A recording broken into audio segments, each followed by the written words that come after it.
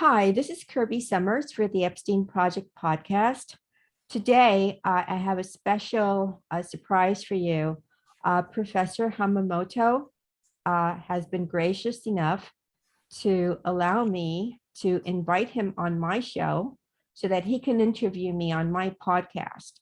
And the reason that we're doing this is that we can then separately share this interview with our respective audiences in order to expand its reach. And with that, I am going to say hello to Professor Hamamoto. Hello, Daryl. How are you today? How are you, Ms. Sommers? Thank you very much for this invitation. This is going to be another incredible conversation with your ongoing research. And I have seen your two most recent videos. It's on your channel. It's Yes, for my audience, Kirby Sommers, Sommers. You want to go there, you want to subscribe so you can get all the notifications. So I'm up to speed, I believe, on your most recent finds on one Ira Levin. And as you know, I've really been hot on his trail, and you have uncovered a treasure trove of information on him. So you want to, and also you mentioned Chateau absolutely. Marmont, huh? What's that? Well, yeah, because it's all connected. But I do want to say, drop the Miss Summers. It's Kirby. Everybody calls me Kirby, especially you. Okay, Um, Kirby. you're like you're my new brother. It's like, All right. we're just like joined at the hip at this point. Our audience is the same. We have the same enthusiasm for outing the things that people didn't think were part of this story, which does include sacrifice, satanic stuff, rituals. So And I extend the same courtesy to you. Please call me Daryl. thank you, Daryl. Okay. I'm so happy you watched the last two videos that I dropped. And everyone, if you are not following Professor Hamamoto, which is how he pronounces for his show, just do a quick go to YouTube, pull up his name. He's got, I believe, 3 or 4 different channels. Subscribe to all of them. Subscribe to his Patreon because his work is I cannot tell you how impressed I am. I met him through one of our mutual followers. We connected. This is the 3rd show I do with him. And if you're not following him, you're missing out on a trailblazer. So with that, I just want to ask you, Daryl, if I could just explain to the audience that, how I believe Hollywood is an arm of the intelligence services, and then from there kind of show how I arrived to Ira Levin. Please. Okay, so I think that it's well known by now that mainstream media, which includes Hollywood, is an arm of the intelligence service. They also do social engineering through films. And that's where people like Stanley Kubrick come in, and Ira Levin and Roman Polanski. And social engineering through films is the use of propaganda to sway the perceptions of the citizens. So pretty much what happened was I was looking into the history of one of the victims of Jeffrey Epstein and Ghislaine Maxwell. And it led me to an actor in the UK who's pretty much, he was 40 years, 45 years her senior. And so it was very clear to me that she, within the Jeffrey Epstein and Ghislaine Maxwell sex slave apparatus, that she had been introduced to him. Now, he apparently had a successful show in the UK, but also there had been some rumors about him that were not really substantiated until he passed away, that he was supposed to have been at Sharon Tate's home in Los Angeles on Cielo Drive on the night that Charles Manson murdered an 8.5-month pregnant Sharon Tate, who was the wife of Roman Polanski. And so that led me, into Charles Manson, who obviously went to Boys Town, and I believe he too is an MK Ultra victim. And it's my contention that Roman Polanski, who was not really successful until he connected with Ira Levin, pretty much orchestrated the ritualistic satanic murder of his wife, his firstborn, 8.5 months now, and that this was a prelude which was planned in the 1967 novel by Ira Levin called Rosemary's Baby. Daryl, have you sort of reached the same conclusion? Absolutely, but not to the degree that you have, because as you know, it's the biographical elements that allow the entire picture to better come into focus. And you've made great strides in there, because as you mentioned, and I know this because I tried, there's not very much on Ira Levin on the interweb, as some people I call that. The interweb used to be funny. Yeah. The There's bad a guys reason. like humorous fools like me. They tend to leave you alone if they think you're just a clown. So I call it the interweb. There's nothing on there, but you found a lot. Yeah, I found a lot, and it took me back over 100 years. And it all connects to Ira Levin's books, and he leaves a lot of clues. And it's through these books that I was then able to connect him to things that are, again, connected to our government, our intelligence agencies, our founding fathers, and all of these sort of, you would think that Skull and Bones is just Skull and Bones, but they're all interconnected, and they again have it's a long reach back into the founding of the United States. And before we're done with this conversation, people will understand what I mean. Right now, I'm being a little bit vague, but okay. So then, to get back to Charles Manson had a group of followers, which is very similar to Jeffrey Epstein's group of followers. He had teenage kids. He was going to a clinic that was where some of the CIA scientists were. I'm not going to name a lot of names because I don't want to set off any odd things happening here with this conversation. But it was being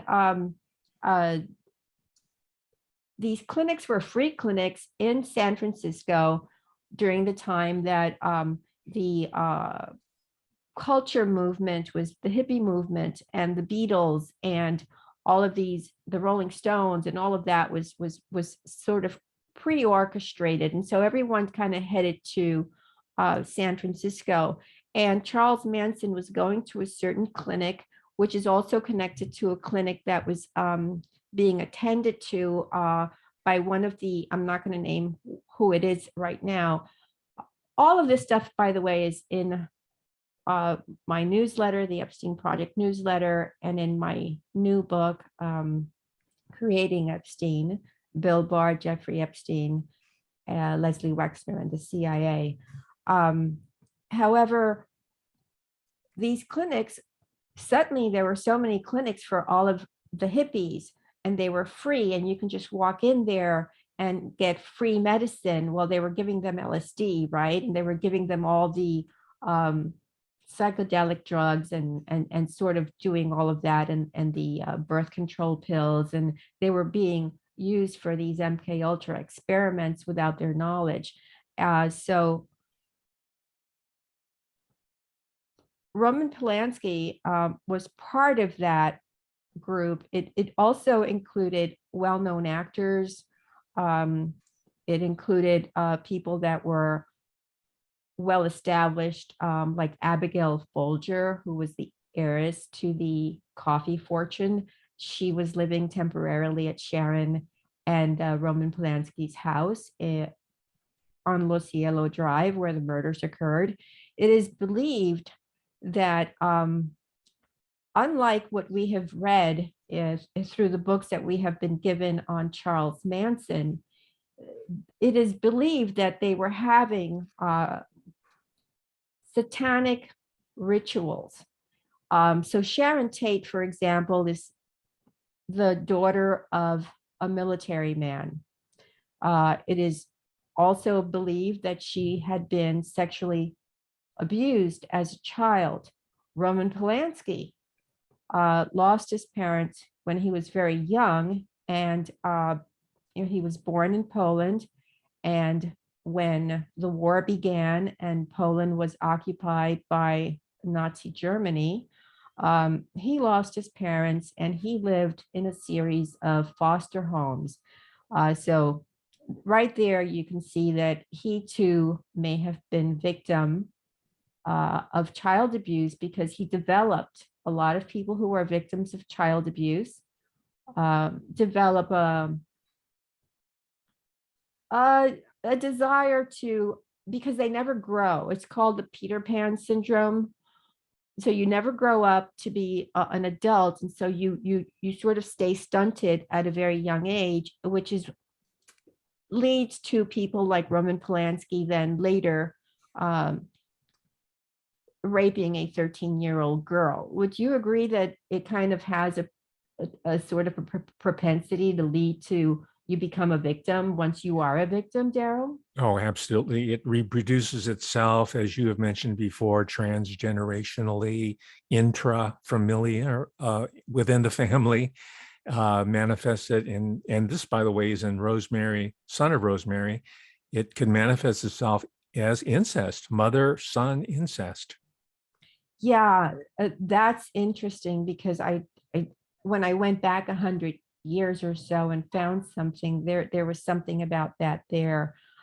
So as everyone knows, there was a brutal slaying of and it's called the Tate LaBianca murders in 1969, and that happened a year after the filming of Rosemary's Baby. Rosemary's Baby was the first book that was written by Ira Levin, and I'm going to go back and describe Ira Levin's childhood, where he was born, where he went to school, and I'll go into Rosemary's Baby, which I know you've read, right? Absolutely. And I read the first one as well, which really spells it all out. The Three Sisters. A Kiss Before Dying. Yeah. Which was made twice. There was an original 60s one, and I found it was remade. I have to watch them. But the book is really the template for what Ira Levin is all about. Yeah, sisters are an important component. I think anyone who's been following the Jeffrey Epstein case has been made aware that, and we only know, quite frankly, we only know about the sisters that did not go with the program, right? That sort of broke free. We don't know much, or at least the general public doesn't know much about the sisters who stayed in the, I'm going to call it cult for the time being. But, I've done some research. And so they end up being, very prominent officials within the banks, the Federal Reserve System, the large banking families. So to get back to Roman Polanski was not successful. Pretty much the film and the book that Ira Levin created via his first vehicle, Rosemary's Baby, was the same. It's like a template of Roman Polanski. In the book, it's an aspiring actor with his new wife, and Roman Polanski had just married Sharon Tate in 1968. He's struggling. In the book, the actor is struggling. They move into the Dakota, and strange things happen. And as we all know, Rosemary is impregnated with the child of Satan. But I do want to explain who Roman Polanski's friend, Ira Levin, is, because as you so correctly pointed out, for a long time, nothing is online of him. So I'm going to just go over his childhood. He was born in New York City, really kind of like in the Bronx, so not Manhattan. He was born in the Bronx in 1929 on August 27th. He died in New York City on November the 12th of 2007. His father was Charles Levin. He was a toy importer, and his offices were at the Toy Center in Manhattan on 23rd Street on Fifth Avenue. That's an interesting place. His mother is Beatrice Shalansky. She was known during her lifetime as Bessie. She was born in New York City as well. They were both, his parents were Russian Jewish immigrants. When he was a little boy, he was very fascinated with magic. And he began going to the stores that sold the supplies for professional magicians. And he taught himself how to be a magician. And I've heard you say that when you read Jeffrey Epstein, Predator Spy, which is one of my books, you realize the importance of magicians, right? And the use of magic. Absolutely. So whenever I see someone has an interest in magic, I'm like, oh, okay, I have to look at this person a little bit more carefully. So the fact that he became interested in magic as a very young boy tells me that he, it was of use to him later on. His father was a well-to-do man, so he sent him to the Horace Mann School, which is an Ivy League preparatory school in Riverdale. Riverdale is an affluent area of the Bronx in New York City, and it happens to be the very same school where Donald Barr, the headmaster of Dalton, sent his son, Bill Barr. This is an interesting school. The headmaster of Horace Mann, there are a couple of them that then sent their children to Dalton School in Manhattan. And then some of the headmasters, including Donald Barr, sent his children to the other school for different reasons, but they're kind of similar schools. Horace Mann, at the time that both Bill Barr went, and before then when Ira Levin went, was an all-boys school. They had a very strict dress code. They wore shirts and ties and jackets, blazers. They had to have their hair cut. They had to address each other in a very professional way. So you're a 14-year-old kid and you have to say to the other kid, Mr. Levin, Mr. Barr. And that's how they were sort of, these are going to be the future masters of the universe.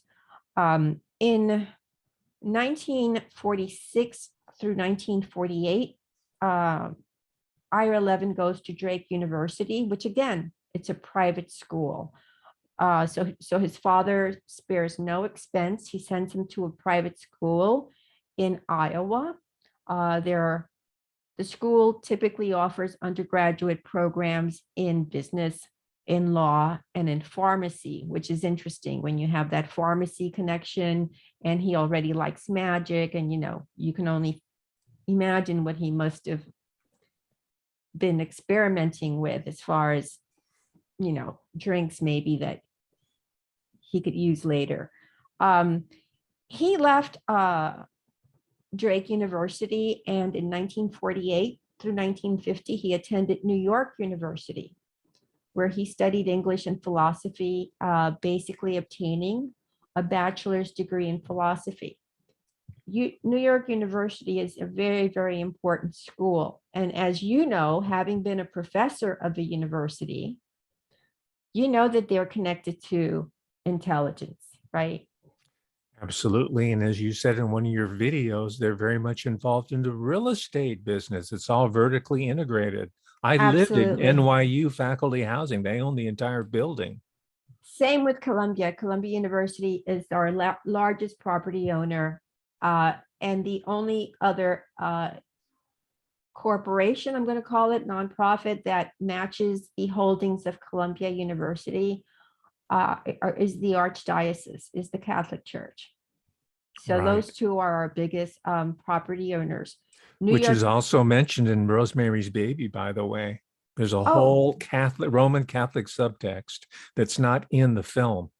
oh, interesting. Could you tell me about that, since I haven't read the book in a long time? Well, it so happens that Rosemary, her maiden name is Riley. She's Irish American, Mhm. Roman Catholic, large family who's fallen away from the church, which gives the Castevets an opportunity to induct her into the coven.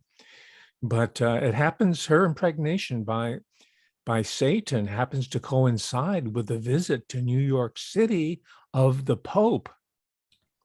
So he That's doesn't true. spell it out too carefully, but if you have your radar out there, you might be able to infer that perhaps it was the Pope, the Antichrist, the great Satan that impregnated Rosemary Woodhouse. And that is not really drawn out too much in the film, because I'm Mhm. afraid that Charles Bloodhorn, who's another German immigrant, Mhm. who was the CEO of Gulf and Western, I think they thought, oh my gosh, the archdiocese, Cardinal Mhm. Spellman's mafia, they might get really upset about that, but they can get away with it in a book. That's why it's important to read all of it. I agree. I think it's important to read the first edition specifically before they start changing and editing things. Mhm. New York University is also where Jeffrey Epstein went to school.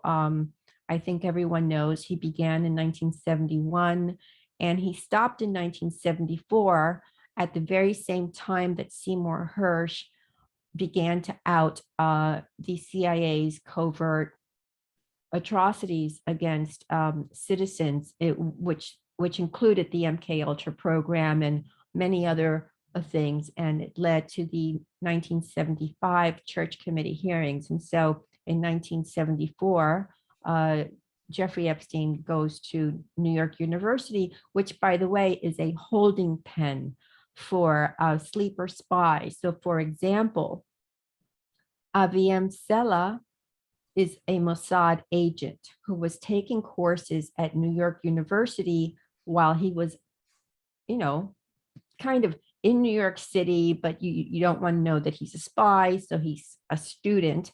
However, he recruited Jonathan Pollard while he was at New York University. And so it's interesting that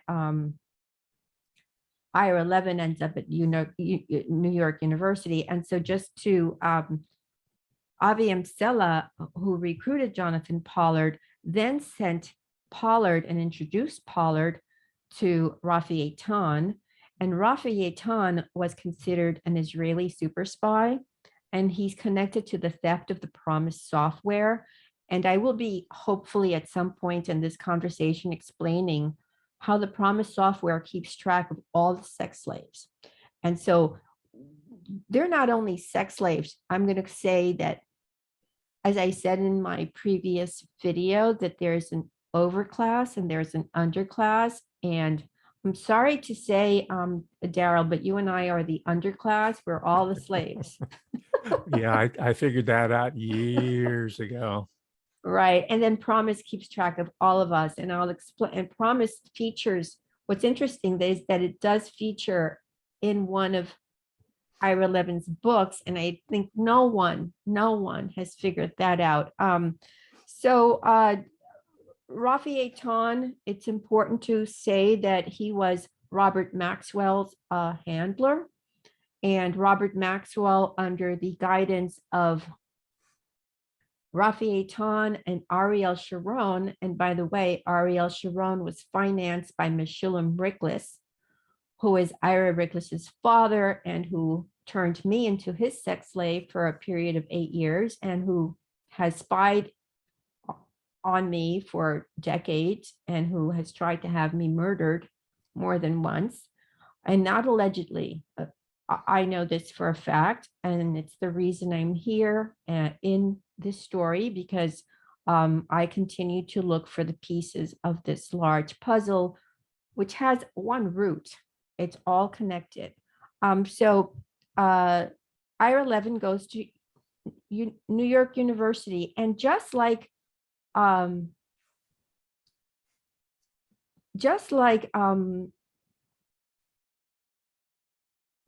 wait, I'm trying to remember because there's so many people. Just like Donald Barr's son, Bill Barr, before he finishes school, he's already got a job. So before Bill Barr even finished going to Horace Mann, and that's just a high school, he was already working for the CIA. Granted, his father, Donald Barr, was part of the OSS.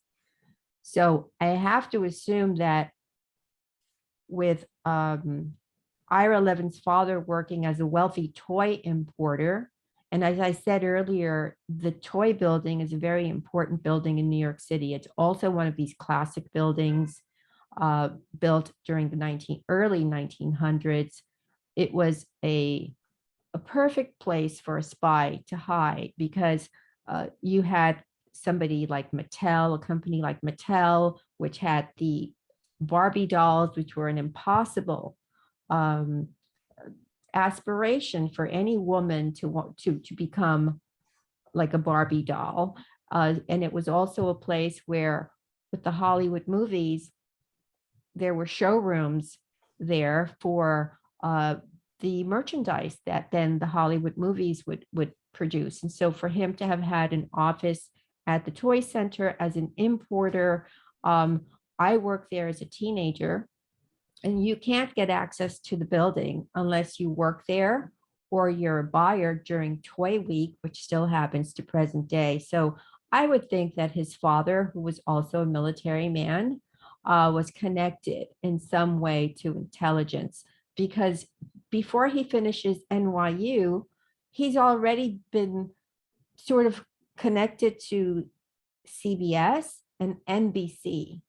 And so as a college senior, Levin had, theoretically, he entered a television screenwriting contest sponsored by CBS, and that he was a runner-up, and he sold a screenplay to NBC then in 1951. So he's already writing while he's still a college senior. It's interesting. And he's working for CBS and NBC, which what we learned during the Church Committee hearings of 1975 by Sig Mickelson, who was the president of CBS, while he's being questioned by the Church Committee, that yes, when he began working at CBS in the mid 1950s, so I think it was 1954, he said that the station already had a pre-existing agreement with the CIA, meaning that they would put on the news whatever they wanted. Which, wouldn't you call that propaganda and fake news? Absolutely. The key name there is William Paley, who was the president of CBS, who had military and intelligence connection. He and his wife, Babe Paley, were the ultimate power couple. And it all, let's say, percolated downward from the chief, Paley, William Paley. I think Seymour Hersh has written extensively about these media combines, the New York Times, CBS, NBC, and ABC, which is kind of a spinoff of, because of monopoly issues. At least that was the official reason. But the real reason was to create these three false choices of networks, as you mentioned in your earlier video: ABC, CBS, NBC. Yes. And I love that phrase, false choices, because they were all saying the same thing. And you're right. It's like, it's almost like the mentality of, we're giving you a choice, but you really have none, right? Yes, between Coke and Pepsi. Okay, all right. I see why we're newly acquired siblings. Okay. Absolutely. Okay, so in he begins working for the United States Army Corps. So basically, he joins the United States Army, but not in a regular capacity the way normal people would in 1953. He goes to work for the Army Signal Corps for 2 years until 1955. But what does the Army Signal Corps have a young Ira Levin do? They don't send him out to do the hard, dirty work. No, they let him sit in an office where he writes training manuals for the rest of the United States Army. Um, it's important to note that the United States Army Signal Corps creates and manages communications and information systems for the command and control of all of the combined forces. It was established in 1860. It had a very important role in the American Civil War, and its responsibility includes new technology that's eventually transferred to other government entities, right? So it includes information on military intelligence, weather forecasting, and aviation. So while he's in the Army, it's amazing. The man, while we see that he has some kind of like writing break, so he's only written 7 books, right? And he writes for television, but he's writing while he's in the Army for television. So there has to be a symbiotic connection there. And he publishes his first book, A Kiss Before Dying, in 1953. The military connection, I just want to explain to everyone that before the CIA was created in 1947, the Office of Strategic Services preceded it, and that was created in 1942. Before the Office of Strategic Services, which is referred to with just the initials OSS, the United States depended on its armed forces. So it depended on the Air Force, on the Navy, on the Army. And in the last time that you had me on the show, I explained the Montauk Project and how the Navy then agreed to have, once Seymour Hersh exposed the MK Ultra program, how it was, then the Nazi scientists went straight to the Navy and said, hey, we don't want to stop this program, obviously. And the Navy set up the fake military Air Force base on Montauk, remember? Yes. Okay, so then the military is very much involved in all of this. While writing for television, he produces he's still very early 20s, and it tells a story of a very cold-blooded guy. He wants upward mobility. He doesn't have any money. So he decides that he's going to marry the daughter of a wealthy man. And lo and behold, he happens to have 3 daughters. So when he gets her pregnant, he knows the father is not going to go with the program because he's not going to be welcome into the family. So he kills her, and then he begins all over again with the sister. This is A Kiss Before Dying, right? A Kiss Before Dying. Yes. Okay. And by 1954, he wins an Edgar Award for the best first novel for Mystery Writers of America. There's a reason that Ira Levin has a lot of information that belongs to the future. And I'm going to be wrapping around and explaining how he has all this, because it seems like he has a lot of pre-knowledge of things.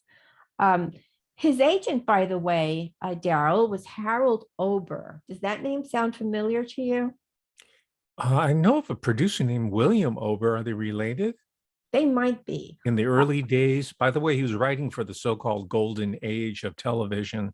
Yeah. That's where all this propaganda was being coalescing, and you'll get into it later. Aimed targeted particularly to people like me, the baby boomers in the children's shows. Yeah, those children's shows are evil. We'll get to that. I'm surprised that I made it through. Maybe I didn't. I don't know. but yes. But all of them, even Mickey Mouse, they're the early Mickey Mouse from the 1920s and the 1930s. They're spanking. The mouse is spanking himself and being allowed to be spanked. The Roadrunner. I mean, all of these cartoons just had so much violence, and it's. I used to think, as I watched the cartoons, why there was so much violence, because I would think as a child, if I did that, I would be dead, and all of the buildings falling on the cartoons and just smashing. I mean, it was just we grew up during violent times watching these cartoons. And to present day, the cartoons have not really changed much. Now, Kirby, there was the violence. Yeah, I grew up to that era. And then the other part of the dialectic, because it always works in pairs, right? Twins, Yep. dialectically. The other one was the soft, fuzzy puppet shows. Yeah.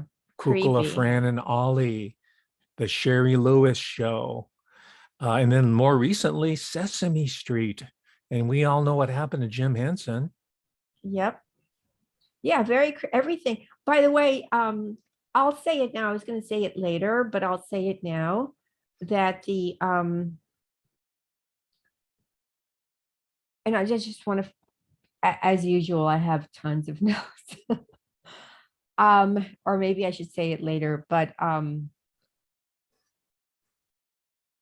the clown shows too. No, well, Bozo's Big Top. There's an agency that whose name I will find, but there's an agency, a government agency that oversees FCC, Federal Communications Commission. Yes, thank you for that. Yes, the Federal Communications Commission, pretty much because everything goes through the radio waves.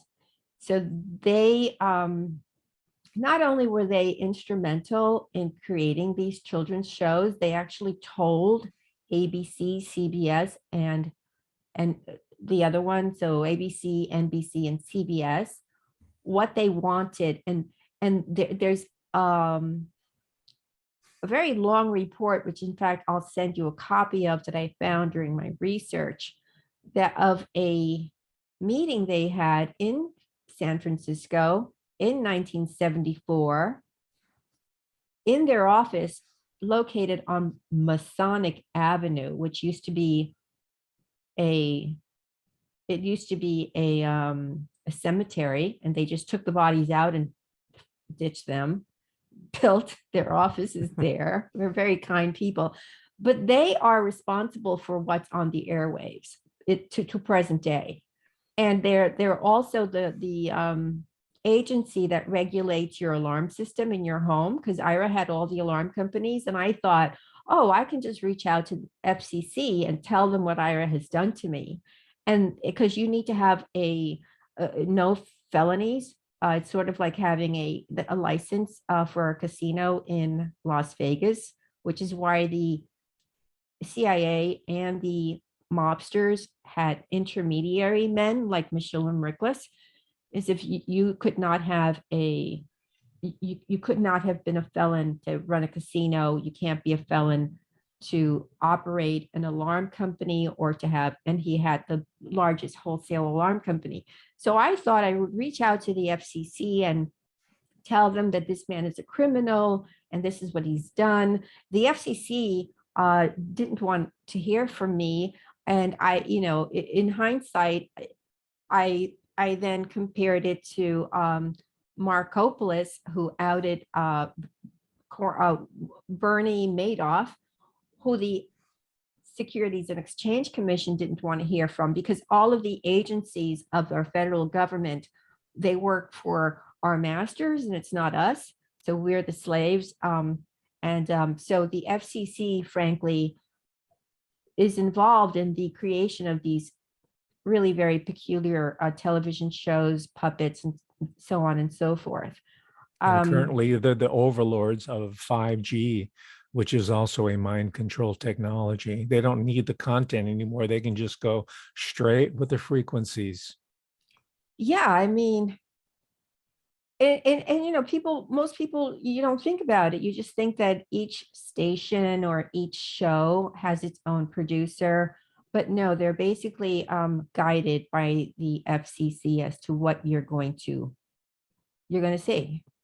Um, and for that, don't you think it's very odd that they had their offices on Masonic Drive Street in San Francisco? But Oh, in Kirby, I guess it's just one of those coincidences of history. all of these coincidences. So to get back to our friend Ira Levin.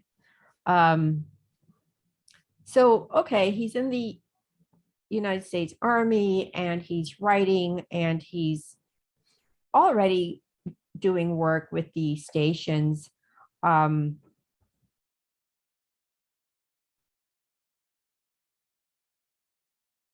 he becomes friendly with the Hollywood people. But I think that I might have some more information. I just want to get as much of Ira Levin info as I can here because there's not a lot out there. So, and I spent a lot of time looking for whatever I could. So just bear with me and let me just get back to my spot here. Okay, so he gets a degree in 1950 in philosophy. His father basically said to him, because apparently he wanted to become a writer, at least that's how the story goes, that he would subsidize him for 2 years and that if he didn't succeed, he would then go work for his father in the toy industry. Well, he never had to go to work with his father in the toy industry because one thing led to another, and he wrote Kiss Before Dying and it was somewhat successful. It became a movie. He won that award for the Edgar Award in 1954 from the Mystery Writers of America. His literary agent was Harold Ober, whose Oh, yes. clients included William Faulkner, Agatha Christie, Langston Hughes, H.G. Wells. Okay. And then, so you have H.G. Wells with The Time Machine and War of the Worlds. Later, he would be represented by Phyllis Westberg. That was his agent at the time of his death. So he produced plays. He produced scripts for both radio and television because there was a time when radio was very popular. I think you covered the fact that he did No Time for Sergeants, right? He did the screenplay, yes, adaptations. By the way, when he published A Kiss Before Dying, he was all of 23 years old. And that book is the product of a mature imagination. You'd have to be 40 years old to have lived that type of life. But he Yeah, was I only mean, 23. I agree. Can you help us understand what No Time for Sergeants was about? Yes, it was a sort of a military slash comedy for the returning veterans who are traumatized, which is part of the process, by the way. A lot of these people that were working in the military, including Ira Levin, who came later, people like J.D. Salinger and uh, a whole roster. Even Gore Vidal was in the military, and I think you cover him as well. He was one of the Mhm. residents of the Hotel Marmont. But No Time for Sergeants was first it was a novel, but then which was a comedic novel, but then it was a very, very popular. I think Andy Griffith might have gotten, maybe it was the other one, A Face in the Crowd, where he won an Academy Award. And we, as a television generation, know him, Andy Griffith, as the kindly sheriff of this idyllic little rural community in the Andy Griffith show. And his little son was none other than Yeah. who later became an important director, Ron Howard. He was back then he was called Ronnie Howard. So that was Andy Griffith. That was his claim. I guess it was A Face in the Crowd, which was really catapulted him. But then they put him in this comedy film, and then he became a fixture of television. And then Yeah, he and became Matlock. He became a detective. that's true. Now, And Andy also, Griffith is a guy that needs to be delved into. He's not very sexy or really an eye catcher, but those are the very the type of people that we need to look at. well, it's always the quiet ones, right? Because Ira Levin was set by people who knew him to be a soft-spoken guy, that he was a nice guy, that he kept to himself.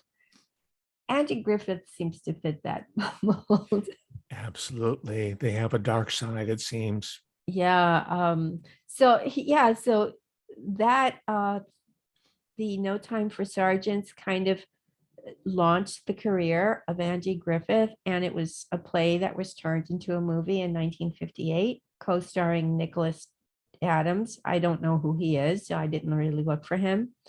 And it's also No Time for Sergeants is considered the precursor to Gomer Pyle, another kind of like sitcom of the 1960s, right? With a goofy looking guy, and it was Oh, supposed to by be the way, funny. Nick Adams was in Rebel Without a Cause. He was part of the Oh, early 50s.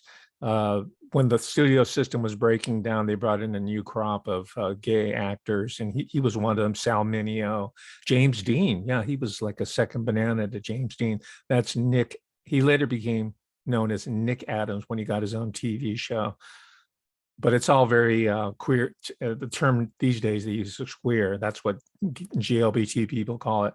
But it's very queered out very early on, and that's a very important part of the control system back in the 1950s when homosexuality, lesbianism was still a cultural, social, and certain cases a legal taboo. right. Well, it's interesting because Levin was married twice. And he had three sons with with his second wife, and one of them, has lived a gay life, which is interesting.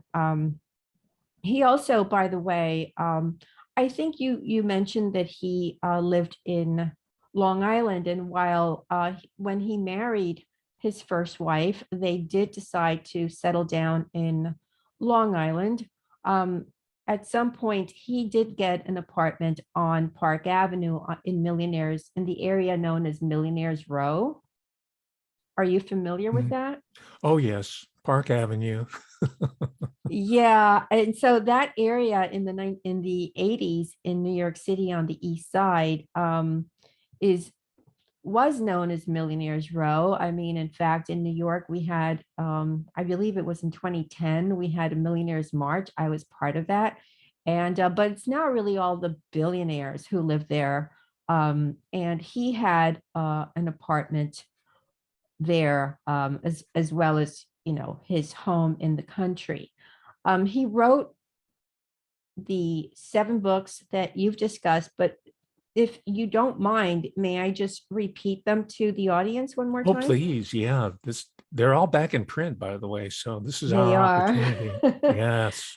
Okay, so in 1953, he writes A Kiss Before Dying. In 1967, he writes Rosemary's Baby, which, by the way, it's only approximately 200 pages. Um, in 1970, he writes This Perfect Day, which is published in 1985. There are no films made of This Perfect Day. In 1972, it's a novella that he writes. It's only 125 pages, and it's The Stepford Wives. In 1976, he writes The Boys from Brazil. And the in 1991, he writes Sliver. And then his last book is written in 1997, which is Son of Rosemary. So you've read which ones? I read Kiss Before Dying, then the second one, Rosemary's Babies, which came many, many years later, I think 15 years later. Then I skipped to Son of Rosemary. I had to read the sequel, which was kind of a parody, and I think intentionally so, because so many years had passed and people were really beginning to do deep dives into the film, given Roman Polanski's past. And I think he put a light touch on it, and he made it all into a dream. It was a real cop out at the end, But he does give, because a lot of these people like to serial killer. I'm not saying he was a serial killer, but these people, because they have this sense of superiority, they just Yeah. love to leave clues for we slaves, right? So even though it's Yeah. a bad book, it's inferior to the original book, Son of Rosemary. Mhm. It's dotted with clues, and that's where the real data points are, in the clues that he leaves behind. Well, I have some surprises for you based on that last book, and Okay. I'm going to save that for the last because it even bowled me over. It takes a lot to bowl me over, and it comes back to your puppets and red hair that we know Rosemary's Baby, the child has red hair. That's the sign of the devil. However, I found the source for this, and everyone is going to be surprised. However, I want to go back and into Rosemary's Baby. He chose the Dakota. The Dakota is a landmark building in New York City. It was built, it took 4 years to build. It began in 1880. It was finished in 1884. It was a blend of Renaissance, modern, Gothic, and Victorian architectures. It's pretty much one of the first high rises in New York City. Um, the person that decided to create the Dakota was Edward Clark. He is the sort of the owner with his partner of the Singer Sewing Machine Company. He died in 1882, so he did not get to live at the Dakota. At the time that he was throwing $1 million, and at the time that was a lot of money, $1 million back in 1880 was a lot of money to build this apartment building. They said of him, this is Clark's folly, that he was making a dramatic mistake because it was so far uptown. People in those days got around in horse and buggies, and also the wealthy people of New York, which is really what New York was for. It was for the masters, and the slaves lived in tenement buildings, sharing bunk beds, 5 cents. It was just, it was really a tale of two cities is what New York was like. However, because he didn't get to live there in 1882, it is said that his ghost still haunts the Dakota. There are, in fact, many ghost stories about the Dakota. It was not built for the rich people. It was built for people who were aspiring to be wealthy. So that if you were upward mobility, you ended up renting an apartment at the Dakota. It had features that would later be replicated, in fact, in today's world in New York City. So it had a gym, which is unusual, right? Because physical fitness was not something that was thought of back in that day. The top floors, it was a 10-story building, so not very tall compared to high rises of today, but tall for the time, because where it was built on 72nd Street, and later John Lennon would live there with Yoko Ono. Judy Garland had an apartment there. But at the time, 10 stories was considered a very tall building. But from the very beginning, it was rumored by the people who lived there and by the workers that it was a haunted place. And there have been apparitions and all of this weird stuff. Weird accidents have happened in front of the Dakota. Residents who have lived in the building have gotten hit by a random taxi cab as they get. It's just been a very weird building, and as we know, John Lennon lost his life at the Dakota, and this is the building that Levin chose as the setting for Rosemary's Baby. Now, it's my understanding that when it was made, the book was turned over in a very short time. I mean, so he writes the book in what, 1978, right? 77, is it? In Yeah, 1967, he writes the book. In 67 rather. 1968, Yeah. he and Roman Polanski are now making the film. So Polanski takes the book, turns it into a screenplay. That's very quick, I think, and from where I sit, knowing Yeah. about the industry. I think it was So a package. There was a pack. There, the agents got in very early, saying this is going to be a novel slash film. yeah, That's what I think. Yeah. and I really believe that Rosemary's Baby is the mirror image of Roman Polanski's sacrifice of Sharon Tate and his firstborn. That's what I believe, and I believe that it was orchestrated by Ira Levin, who was already part of this circle. And what we have to know about this circle is that they recruit others. So Right. it's not just the children that recruit other children. And Kirby, you alluded to the La Bianca murders, the couple. One of them was the husband was Lino, and the wife was Rosemary La Yes, Bianca. yes, and that's where I think they got the name Rosemary. I don't think anything is a coincidence here. So Rosemary's Baby is, so then you have Mia Farrow, who is connected to, she was married at the time that the film was being,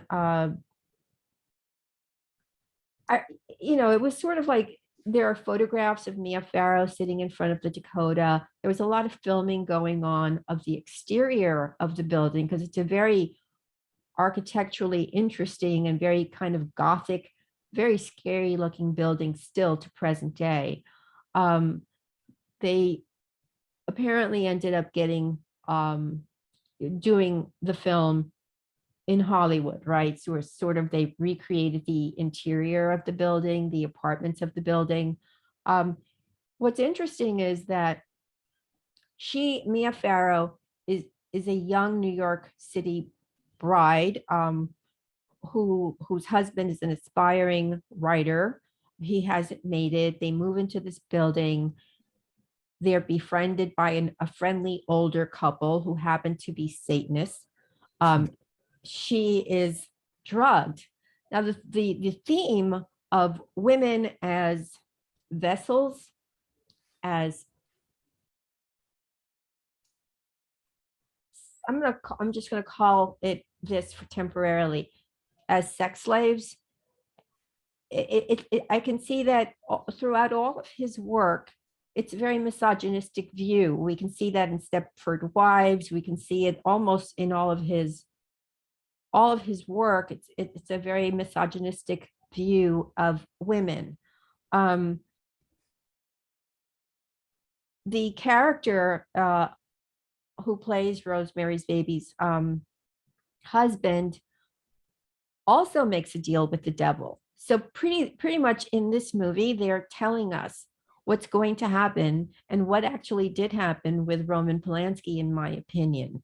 And I'm saying it's my opinion so that nobody gets up in arms here. It's my opinion based on my research that this is what happened, because it completely mirrors what happens to Rosemary, who, by the way, when Charles Manson, the official story is that the Manson family broke into the house. What I've been able to ascertain is that Roman Polanski used to have crazy parties. These were parties where, there was couple swapping, where there were multiple people doing the same thing, if everybody catches my drift, where there were actually even satanic rituals in the house, and that the night of the murder, that actually they were part of they were doing a satanic ritual, and the members of the Charles Manson family, in fact, were already friends of Ira Levin and Roman Polanski, and also of Sharon Tate, and that it went wrong. It was a horrific murder. They made her watch as all of the other people were murdered. Then they cut the baby out. They were going to cut out, I'm sorry to be gruesome, but I just want as many details here as possible because who knows if anybody will ever do this. Remember, you and I know the significance of the eyes, Tubal Cain and all of that. Absolutely. Well, what they planned to do, but they ran out of time, was they were going to cut out her eyes and the eyes of the other people, as well as their fingers. They didn't have time to do that. I was able to find information of that in the court documents. So in order to really research, you can't like Professor Hamamoto tells you all the time, it's not, research is not Googling. You picked that up, huh? I do, because you're so Okay. right. People Yeah. think, sometimes I'll tweet something and then somebody in 2 seconds gives me an answer that it's like, I don't need for you to really say this, because this is not research. Research is going through the court records. Research is comparing not just your court records, but comparing historical information. So for me, I go through old newspaper accounts. I look at comments, because comments are interesting, because years ago there would be boards, and there are ways to get on those boards to see what people say, you know, who were alive at the time and who heard inside information. So it's important to get information from various sources.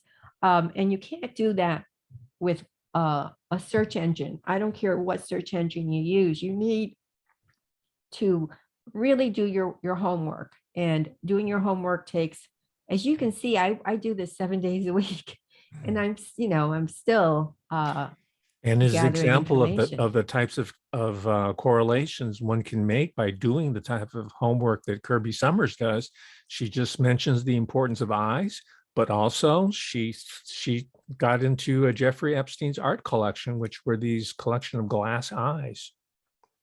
Yeah, so he had I did not know Jeffrey Epstein. I know of Jeffrey Epstein. I was never in his house. The way that I replicated the interior of his home is because one of the victims knew exactly what the house looked like, and I've become friendly with several of the victims, and I was able to replicate the interior of his house, all the floors, everything, based on information I obtained, and I put that into Jeffrey Epstein Predator Spy.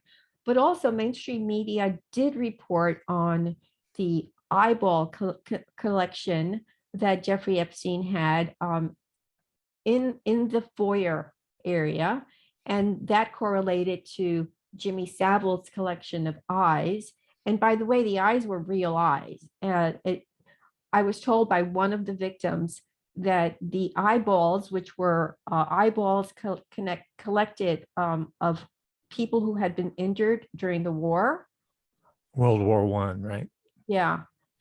That it inserted into these eyeballs, which were individually encased in glass, they inserted a surveillance camera, so that it was an eye within an eye.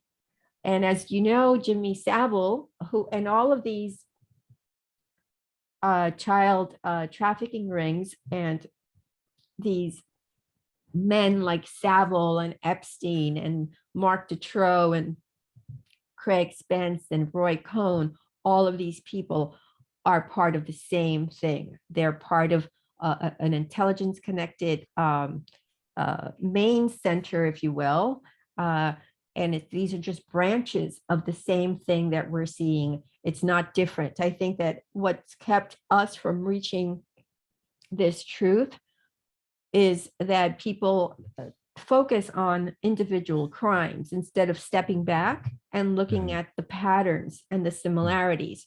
So you caught the eye situation, which I also included a chapter in Jeffrey Epstein Predator Spy of Queen Elizabeth I and what was his name? John, the magician John Dee, and the way that he would sign 007 to Queen Elizabeth when writing to her. as a sign that, he was her advisor, he was her eyes. And then that's where we get 007 from. Did you remember reading that or no? Oh, absolutely. And if the audience wants to check out my two-part series on Ian Fleming, I build that out. Ian Fleming is another very important cultural figure who, again, is giving us these coded messages through popular fiction. I watched your series on Ian Fleming. You did a spectacular job. You read all the books and you point out all of the clues he gives the world. So yeah, Absolutely. Because everybody, you you know have what? to. Most of these individuals have inner conflicts about what they're doing. They're not 100% sold into the satanic universe. And the way they resolve that is through these totemic rituals of art. Either it could be music, sculpture, but in this case, we're talking about popular fiction. And I'm saying this because that is to our advantage. If we can pick them apart like Kirby Sommers, you have to do Well, you your do the same research. thing though. Oh yeah. Well, that's Yeah. why we work so well Yeah, together. we do. We have a very, very similar outlook on life, number one, which means, it's divided between masters and slaves. All right, there you go. And then secondly, our methodology, our approaches are very similar. We're not Googlers, and that really irritates me when people say, "Oh yeah, you got to look at so and so," and I said, "That's a Googler. That's not what I do." No, and I love you for that because every time you say it, I jump up and down when I'm watching you, and then I'll rewatch, because it's like, did he really say that? Yes, he did. Yes, and so I've become a little bit like you. I'm like, Oh, don't use a search engine. I've become a little bit more like you, and look, I think if everybody learns how to do research the right way, there are that many more hands helping. We need as much help as we can because I've been a sex slave. I don't want to be a slave anymore. And I'm sure you've been a sex slave for not a sex slave, but you were a slave for the university. You don't want to be a slave forever. no. Okay. They So tried to make me into a sex slave, a did gay they really? sex slave. Oh yeah, absolutely. Can you Yeah, just but I expand did on not that? give, pardon me?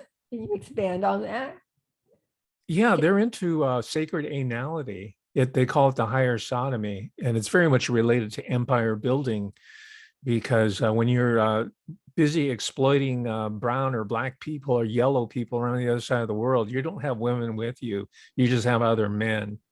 And you also have little boys like Joey Ito and those Right. and women that you can exploit. So that is the ritual bond is I call it sacred anality. That's my own phrase. Well, how did they try to get you to be part of that? It's just the classic grooming process. They wine you, they dine you, they Oh, flatter you, they promise you status and position. right. They give you tenure, they give you an endowed chair. I know tons of people who have. There's this one woman who was groomed from the beginning. Who she sits an endowed chair at Yale University. She came out of nowhere, and they like people who are kind of like mid-range, not the super elite, but kind of I call them the servitor class. Right. They're not really down and out. They're kind of in the middle. They're wannabes. They have their nose pressed to the window. In the early days, they used Jews because of their sort of middleman position. These days, they use Right. Asian Americans. So you're going to see a lot of Chinese, particularly a lot of Koreans, and you're already seeing tons of South Mm-hmm. Asians who were fulfilling the position that Jews once were put into by this larger elite, which are not Jewish, by the way. They're probably, they're on the Christian end of it, let's say. That's interesting. Yeah, Vatican, because Ira Levin put those clues in there. He said, don't blame us. Take a look at the Mhm. Vatican. Of course, he can't write that in the book, but he left enough clues for us. So, whereas he was But not a good guy, right? yeah, Even in the worst person, and this is part of the Christian theology, there's redemptive character elements within them that we should be able to use for our own purposes. That's their form of saying, just listen, I had to do this for whatever reason. I regret it. Stanley Kubrick regretted it. He tried to pay penance by doing that incredible movie, Eyes Wide Shut.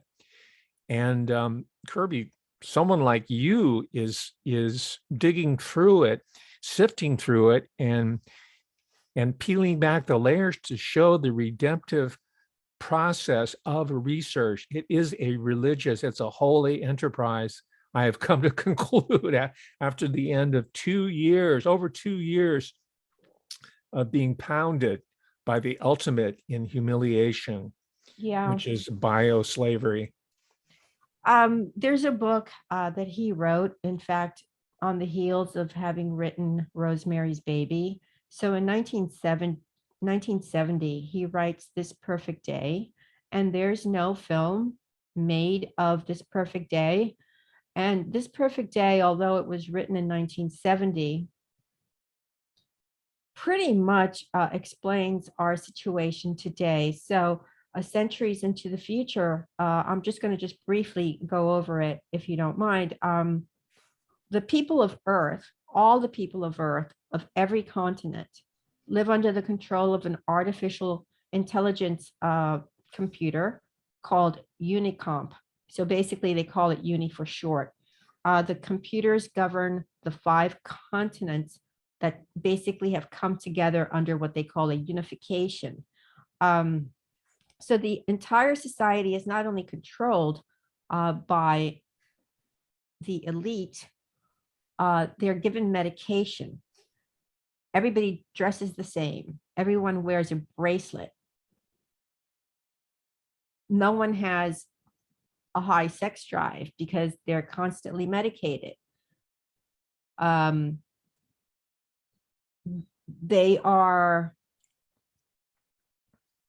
eat the same thing. So they have like this horrible same meal every single day. This Perfect Day, as far as the way that I see it, is exactly what's happening today. So uniformity is the defining feature. There's only one language. The ethnic groups have all been merged into one race called the family, if that's not reminiscent of Charles Manson and his quote, the family. And so there's Uni has replaced God. People don't say thank God, they say thank Uni. By the time they're 62, they're no longer wanted. So they're people who are kind and have reviewed this book say they're euthanized. I'm not that kind. I'm going to say they're murdered by the people who, each person has a, it's like a therapist, but it's called something else. It's called sort of like an advisor. And the advisor makes sure that you stay perpetually drugged so that you don't have aspirations, so that you're just like everybody else. They tell you where to live. They tell you when to eat. They tell you who to marry, or they tell you when to reproduce. Men do not grow facial hair because their testosterone is low. Women do not develop breasts, and it only rains at night. This book, more than anything else, made me think about what's happening today. And in fact, it was this book that took me 100 to 100 years ago, and I'll get into that in a little while, because it was the clues from this book and also clues from the last book that he wrote, the sequel to the Rosemary's Baby book. But you know, if you go through all his work, there are lines. So for example, you have the Stepford Wives, where the women are in this perfect town, are all murdered and replaced by not even like, I'm going to call them AI machines. Wouldn't you call them AIs? Oh, absolutely. And there was that Steven Spielberg directed movie called AI. Yeah, and Jeffrey Epstein, by the way, with Bill Gates created Sophia, the AI robot, who actually went to a meeting and was given citizen status. When I started tweeting about 2.5 years ago about Sophia, the Hansen made computer that Jeffrey Epstein and Bill Gates were involved in creating, and she is basically a replica of a 16-year-old girl, and now they have the little Sophia, so she's like a 10-year-old girl, and people have sex with these dolls. They can buy them. The owner of Hansen came out and said, oh no, Epstein was not part of my company. So, the lies that we have been told after Epstein has been caught are continue. However, when I tweeted about it, no one has my cell phone number. Literally, like 10 people have that number. That's the only place where I can get a text message. I immediately received a text message from an anonymous source telling me, oh, you're going in the wrong direction. Giving me a lecture on my cell phone about how it's not AI. I shouldn't be going into the AI. I'm going in the wrong. And so I was startled, but I've had so many odd things happen to me during the course of 30 years that it didn't frighten me. So what I did was I got on the phone and I tweeted back and I said, what, are you my deep throat? And I never heard back from whoever tried to steer me in the wrong. Isn't that By the way, weird? that's a reference to an inside source, not the movie Linda Lovelace. But Right. yeah. Oh yes, it's deep throat was theoretically this guy named Mark Felt, and but later, as the truth has come out little by little, even he felt is a fallacy, that it was just a source. It was just a combination of different sources that Woodward and Bernstein had when they were breaking the Watergate story. So that the way that they got their material and their tips was from someone theoretically named Deep Throat who would leave them messages, and that's the reference to Deep Throat. Right. Yeah. So once I sent that text, I never heard back from the person. But I know that when I get pushback or when somebody tells me, oh, you're going in the wrong direction, I know I'm going in the right direction. So that's what he did with Stepford Wives. They murder their wives. And what was interesting to me, and you must have read that book at some point, right? The final one, Son of Rosemary? No, the Stepford Wives. Oh, yes, years ago, but not through the same lens as today. The part about Ira Levin and people like even Ian Fleming or some of these other filmmakers, people like Stanley Kubrick, is that, or even George Orwell or Aldous Huxley, said, I can never really figure out, maybe it's both, that they're warning us or taunting us, or they're doing the same thing at the same time. I don't know. Because these are, if you read these books correctly, they're a warning to us. Well, I think that it's really more social engineering. I think that we have writers today that go to these conferences that Epstein used to go to. And again, I'm not going to name too many names because, but they write what's referred to as science fiction books. They're not really science fiction. They're just a prelude of what's going to come, and they make money off of it. So they do become successful. They get accolades. They're rewarded with prizes, as we see Ira Levin was rewarded with prizes and money and prestige. That's what they want. I think that you're being very kind in thinking that they want to warn us. I don't see it that way. I think that they are taking advantage of the fact that they know they have pre-information. And so I want to just, in this moment, reopen our last conversation where I said that in the Jeffrey Epstein was part of the Lolita program by Sidney Gottlieb, and that part of that MK Ultra program was time travel, that the Montauk Project and the Philadelphia experiment crashed into one, and that what that resulted in was the ability to do some time travel. And when I was on your show, I mentioned Mia Farrow's husband, Woody Allen, as being able to do some time travel, because we see that in his film, Midnight in Paris.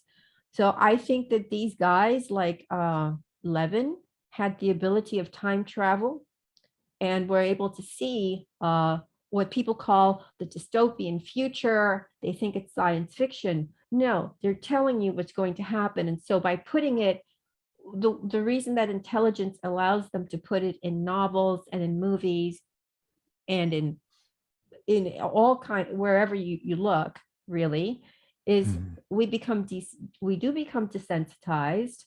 uh it happens so slowly, the changes happen so slowly that by the time we're in it, like we are now, we're not that shocked. And we go with the program like sheep to slaughter, frankly. So it is the conditioning of the brain, of our brains. That's social engineering. That's so that it changes the perception, uh, so that what we would perceive as evil, we don't see it as so evil. I see it as evil. I see Ira Levin as bad as being an Anton LaVey. In fact, Anton LaVey was hired by Roman Polanski. He was in the film, and he's the person who plays the devil and who rapes the Mia Farrow character. So you're very kind to see good in people, even bad people. Well, I guess that's the Christian in me that, you can, to the point, you can confess your sins to the end. And there's a fundamental redemptive character of a religion that I view as being so valuable. And that's why there's a war in Christianity right now because of the redemptive nature of its beliefs. The other ones, Yeah, the other, not to knock the other global religions, but this is unique in the Christian, and Christianity is very much at war with itself and other forces battling against Christianity in the Rosemary books, both Rosemary's Baby and Son of Rosemary. But it's you have to read against the grain. You have to have a background. You have to have a cultural history, and he's really addressing two audiences. One audience is looking for plot. They're looking for excitement, and these are the Googlers of the day, right? They're looking for something right. superficial. But he's writing, and this is what I'm looking at, right? And you are too. He's looking for the intelligent reader, not the smart reader, the intelligent in terms of intelligence, people who are Mhm. clued in to what really is being said, the subtext of this information. And he's really, really good at it. And I'm sure it came right out of his military training as a propagandist, like Dr. Seuss, Theodore Geisel, who did all the great Dr. Seuss books to teach children a limited vocabulary, which also Right, limits their intellectual ability. And I went to right. his house up, down in La Jolla. He's got it's all gated off now, but it's got a beautiful 360-degree view of the Pacific. Wow. Yeah, that's the rewards they will Well, give yeah, you. you sell your soul to the devil, you're going to have a big house like that. Yes. Um, so okay, so then his next one is 1976, The Boys from Brazil. Basically, it's based on a Nazi hunter. Now, it's based on a Nazi hunter who is really Simon Weisenthal. Now, Simon Weisenthal, for those of you who've read my books, you know that he is connected to Robert Maxwell, and that, in fact, Ghislaine Maxwell used to go to Los Angeles, where the Weisenthal Center is, and that's a whole area where they're all connected there. And what appears to be a Nazi hunter is sometimes something else. But in Boys from Brazil, This is Joseph Mengele. He's alive and well in South America, and he has plots to clone a new Hitler from the old.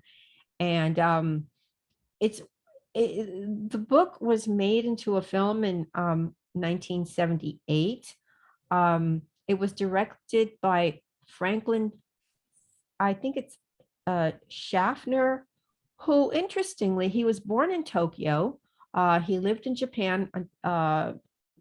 He was born in 1920. He returned to the United States when he was 5 years old. He's the son of German Reformed Christian missionaries. Missionaries has a place here. This connects to the son of Rosemary's Baby. It connects to Your Puppets. I'm going to call them Your Puppets for the time being because I don't want Okay. them. The hand puppets, the sock puppets. Yeah. And so it's, and so I see it as another sort of MK Ultra-esque film, Boys from Brazil, because there are all these children that are supposed to have been cloned. And if anyone remembers Jeffrey Epstein's desire to have a baby factory in New Mexico, that's very similar. And then we have Sliver in 1991. And Sliver, when he wrote that, the premise was that there was a new building on the Upper East Side somewhere. And frankly, on the Upper East Side, there are no high rises. However, we do have some Sliver buildings now. But in 1991, when he wrote Sliver, which is about a building that is built on a very narrow plot of land, because the only way to then make the building would be to make it narrow and make it as tall as you can. So the building that this woman who's portrayed by Sharon Stone, who is connected to, I think, publishing. So she's a publisher, so she doesn't make that much money, and the building is for more affluent people. So again, we see the desire to change your socioeconomic situation. So she is able to get an apartment in this Sliver building because there have been some murders and people have died, and so they're empty apartments. And so she moves in and she's very happy, and nobody really knows who owns the building. And she ends up having a romance with the owner of the building, who is portrayed by Billy Baldwin, who is Alec Baldwin's brother. And by the way, Alec Baldwin is one of my followers. All of these Hollywood people that are connected do follow my Twitter account. When I find them, sometimes I just block them because I think they just want to know what I know. And I'm not that keen in letting people know what I know. Whoever is following me, I've approved you at some point. So she lives in the Sliver building, and one day when she's with her new paramour, portrayed by Billy Baldwin in the film, he takes her into his apartment, which is on the top level, where he opens the door, and just like a Jeffrey Epstein scene, he shows her a room full of monitors. And the monitors show every room in the building, all the bedrooms, everybody's apartment. And she's fascinated, which I found a little bit disturbing, that she should be fascinated. But of course, she soon figures out that this is not a cool dude. It's passed off in the circles of people who review books and who review films as a voyeuristic view, and that he's sick. But no, this is what happens with safe houses, right, that are connected to intelligence, and it connects to PROMIS, the PROMIS software. So the PROMIS software, just as with his book, A Perfect Day, and with Sliver, where all your movements are seen. Well, the PROMIS software keeps track of people. And so it's not just that they kept track of all the sex slaves, which they did. So all of these different based on my research, and I think I've mentioned that I do speak and know the couple who created the original untampered with PROMIS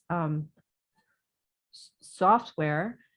It was initially created to keep track of, sort of just internal documents for legal cases or stuff like that. And then it was misappropriated by the State Department.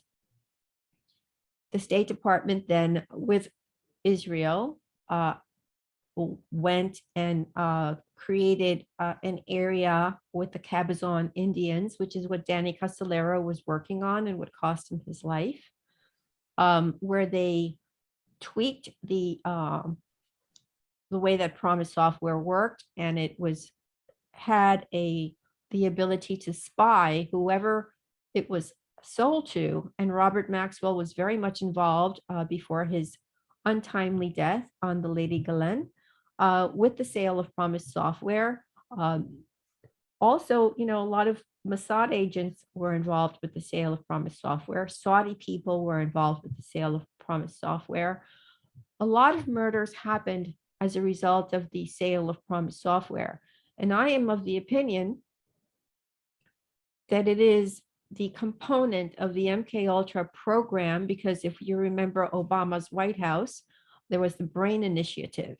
So that it has continued to present day, but it has, it's not just like the PROMIS software and MK Ultra, because there is a satanic aspect, and that satanic aspect did not begin in 1945 with the when the Nazi scientists came to the United States. And so that takes me to Son of Rosemary. And before I tell you my findings, which I think you're going to love, what did you think of that second book? Well, I thought the ending was cheesy. It turns out to be sort of like the Who Killed JR. It's just like a dream sequence. So it's kind of a cop out. But I have a feeling that this book wasn't really written by Ira Levin. Ira Levin, he made most of his career in the theater, Broadway theater. He was a playwright, I think, more so than a novelist. He's known for his novels. And I mentioned that because there's incredible dialogue in Rosemary's Baby, a lot of wit, a lot of banter. It reads like those old screwball comedies in the 1930s. The types of films that Nora Ephron's parents, who were screenwriters in Beverly Hills, it had that witty repartee. But this book is utterly lacking, and it's mostly plot driven. And I don't know if that was purposeful or not. Are they trying to cash in? So I'm looking at it from an aesthetic level, but also so far as clues that the psychopaths like to leave us because they feel so superior to us.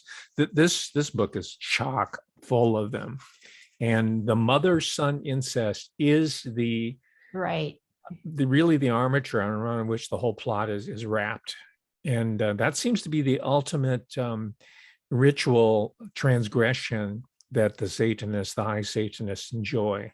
And of course, it's a tease because at the end she wakes up, oh, Guy, I was dreaming about being in the Dakota and being molested by the devil. And she said, oh, Rosemary.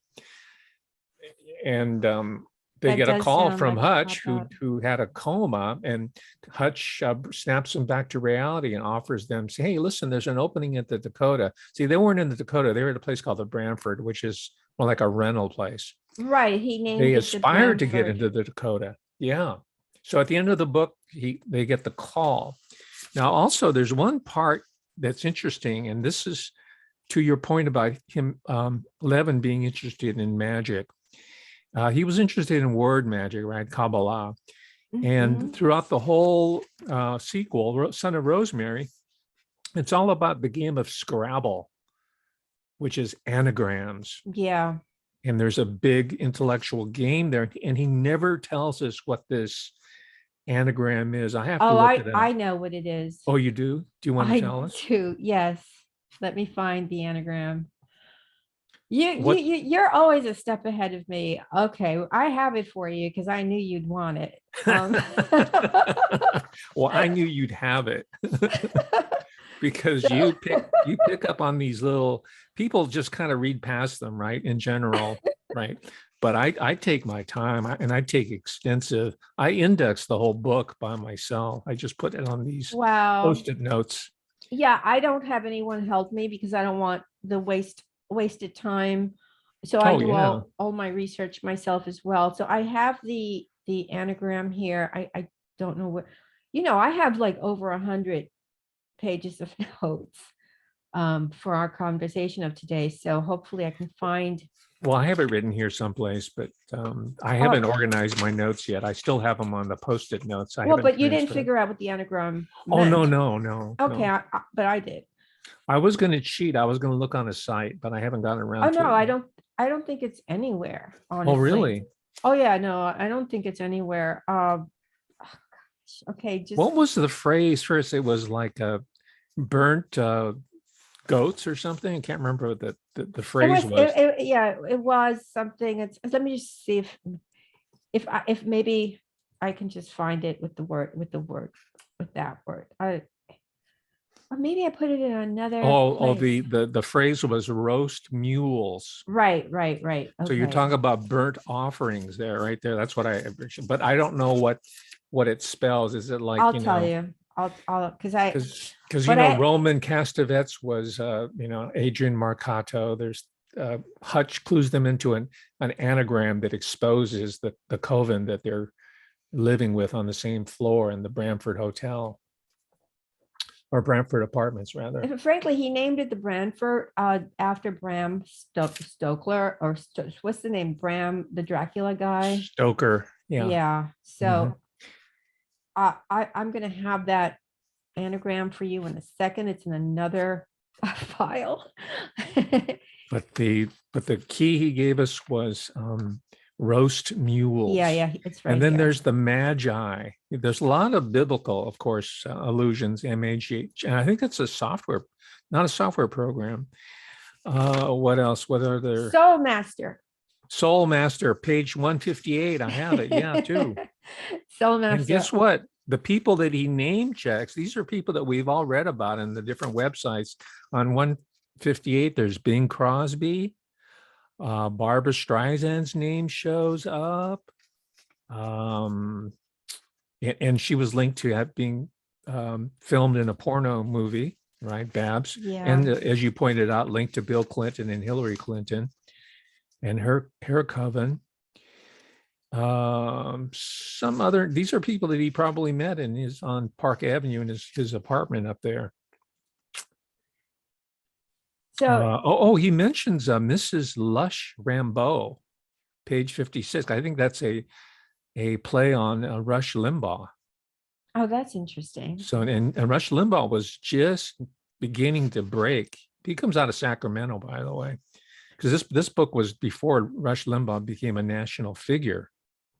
That's true. That's a good point.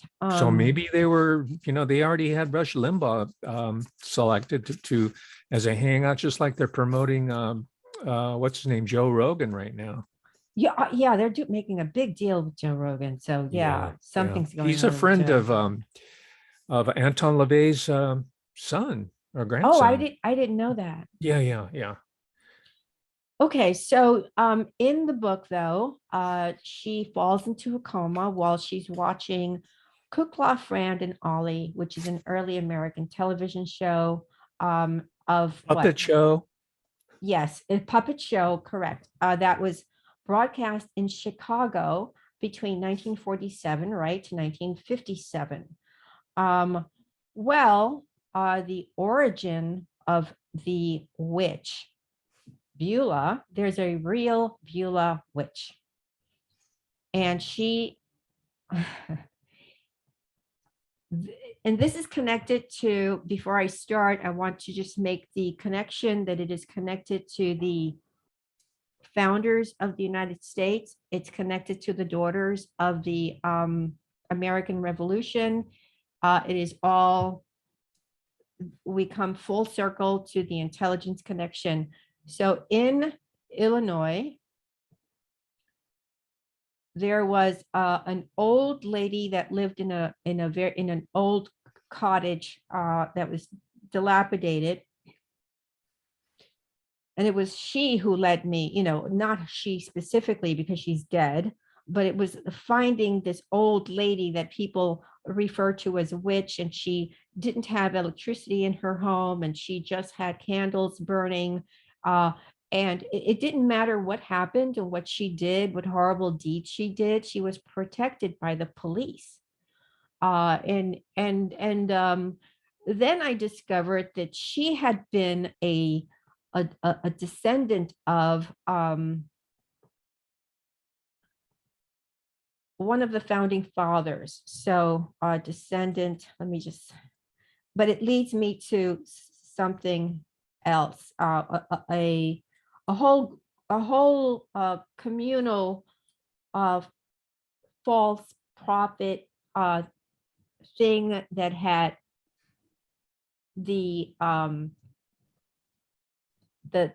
male head, and I'll get into it as far as, I don't want to take up too much time, but I'll get into that, where there again, it was about teenage girls Well, that's the being theme of selected. Son of Rosemary. That's the theme. There's this Yes, false prophet. it's all about that book is a ripoff of this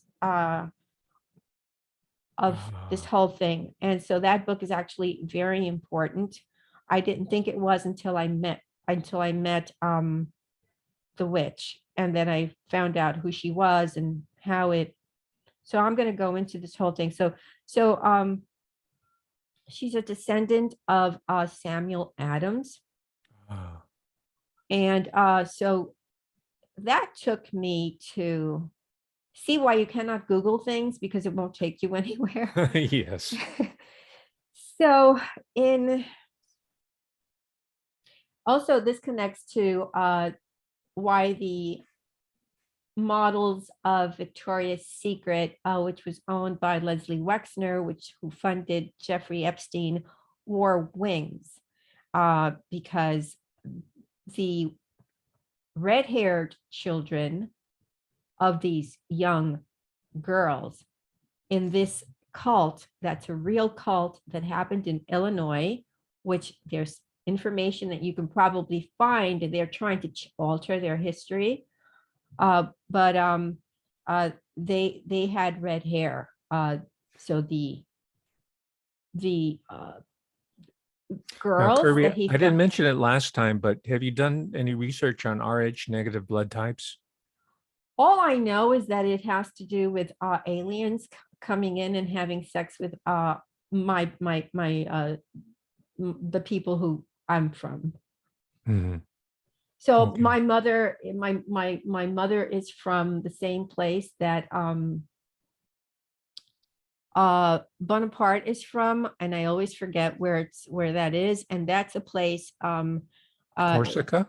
yes, so that so my people are from Corsica, Mhm. and it is in Corsica that 30% of the population have Rh negative blood, which And I they have have. red hair too. They have red hair. Right now, I don't have red hair, but I have tiny little freckles you can barely see, and that's none of my other family members have freckles, so Mhm. I must be an alien. What am I? Well, there's that strain, and of course, if you believe that Egyptian or Sumerian royalty descend from aliens, then it fits. But on a secular level, that means you're of a royal bloodline. Oh, Yeah, okay. you I could live with you're that. not a slave. Really?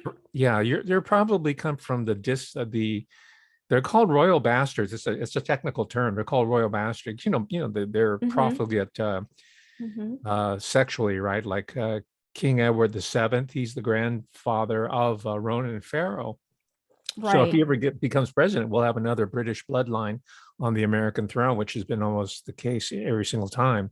But you are of a royal blood. If you are Rh negative, you are of a royal bloodline. And sometimes, they have these family squabbles of legitimacy, and they create world wars, civil wars over the bloodlines. Just look at British Wow. history, for example. So you are not, that's why you have a divided consciousness. You are on the outside, but you're also on the inside. That's interesting. Thank you for that. I know that I'm unusual because I was always different. And no one who's been through what I've been through and people trying to kill me left and right, keep going the way I do. Um, Well, but they can never destroy you. really, Yeah, yeah. what You're RH negative. it's just That is a thing. That is a during thing. during the time that Ira was inserted himself into my life, he did want to know my. It's the only reason that I even remember it, and I did not even think it was important to put into the Billionaire's Woman. But when I've already put out the second edition, and but when I do a third edition, I'm going to include his interest in aliens, because we talked about aliens, his interest in time travel, his interest in my being RH negative, because Jeffrey Epstein had the same interest, and I didn't know. I wouldn't know, from 30 years ago, what I know today. Mhm. And so I didn't think when I started writing this book in the mid 1990s, because I was able to leave him in 1993. And I wrote the book my very first draft of the book in 1995, once I had gotten married and settled down. And my husband, I told him everything I had been through, and he said, "No, what is it that you want to do?" And I said, "I want to be a writer." So he said, "Why don't you sit down and write?" And he was a writer. And I did the first version of The Billionaire's Woman. However, I did it as a work of nonfiction. I didn't know to write it as a memoir. It took a couple of years to write it as a memoir, as I became more aware of what had happened to me, because it takes time for what you thought was real to see it as, oh, it was not real. But so I do remember his excitement over my being RH negative. I don't remember what he said to me. I do remember that he was very happy about it. Now, I don't know, thinking back, if I was selected by him, right? Because what I've learned from studying the trafficking rings, that I seem to think that they're all connected to the same area, that let's say like Johnny Gosh, for example, he was pre-selected, and then somebody went out, took pictures of him without him knowing, and then they went back and he was abducted. So and I know that before Prince Andrew was introduced to Virginia Giuffre, that Ghislaine Maxwell and Jeffrey Epstein sent him photographs of Virginia and other girls, and he selected Virginia. So I don't know if many years ago the same thing happened to me. I had won a beauty contest. Do you know that the beauty contest I won for every year, and I'm not going to mention the name because I have too many stalkers, um, all of the contestants ended up being historically put into the Smithsonian Museum. My year is completely missing. Hmm. I was part of, I was mentioned in mainstream media from the time I was 17.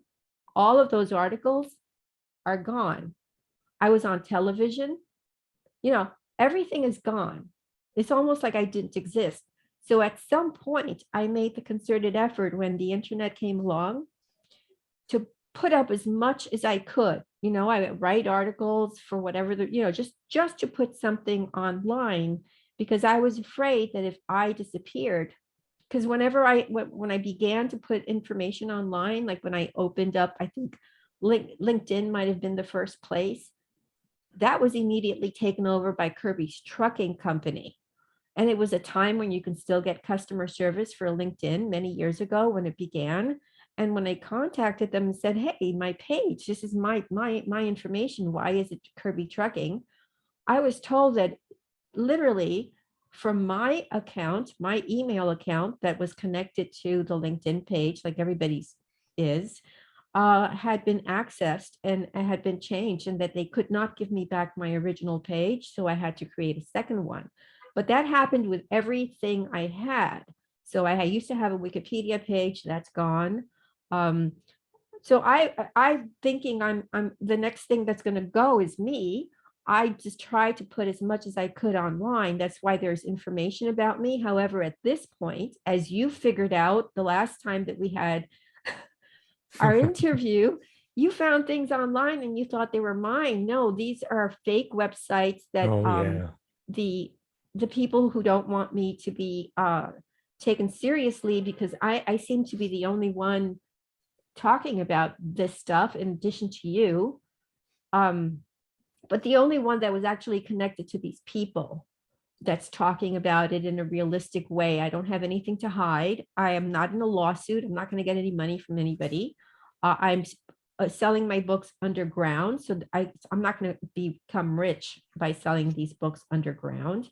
I have nothing to gain here, right? I work 7 days a week. I've done this for years now. I get up at 1 a.m. As you know, I sent you an email.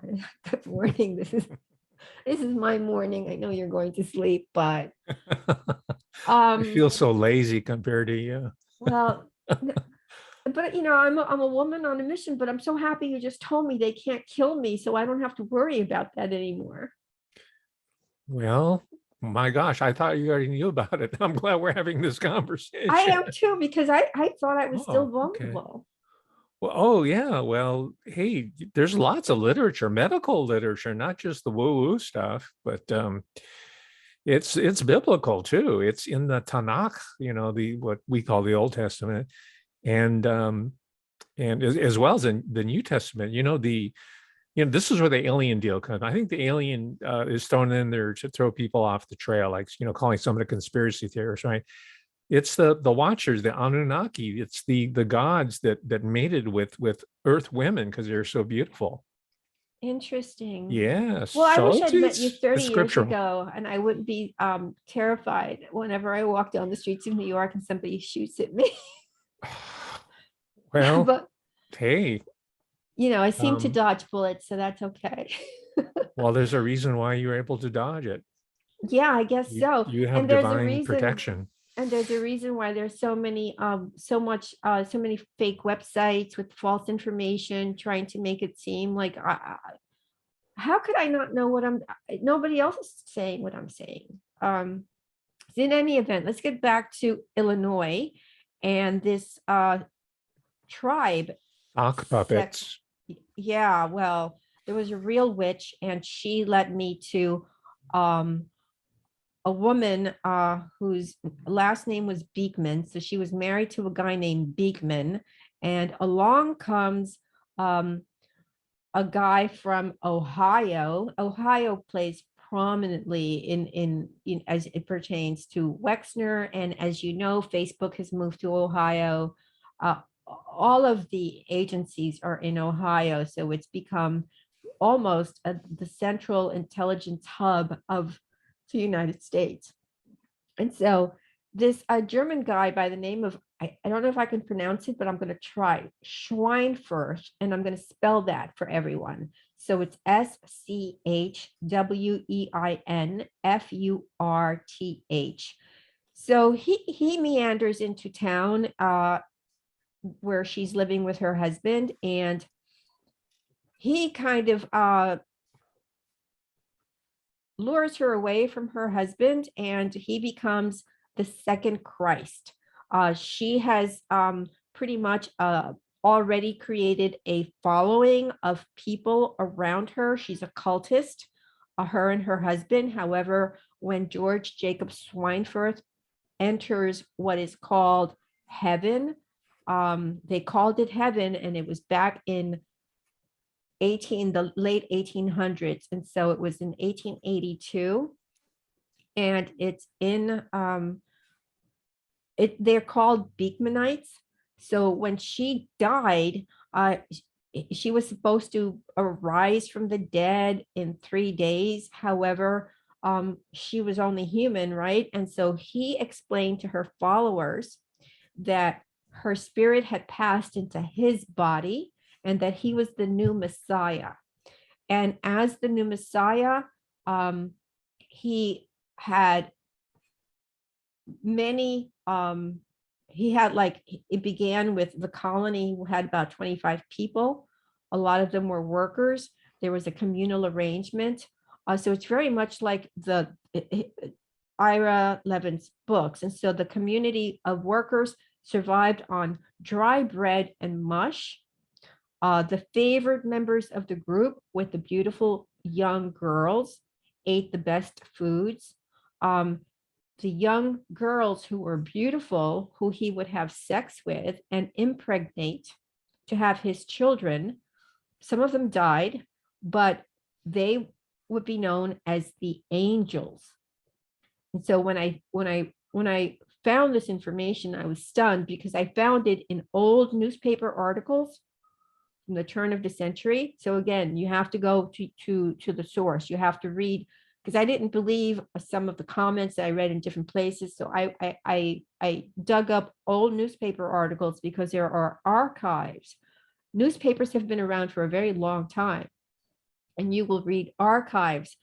So I was able to backtrack because he was found to have been fraudulent. He was sued.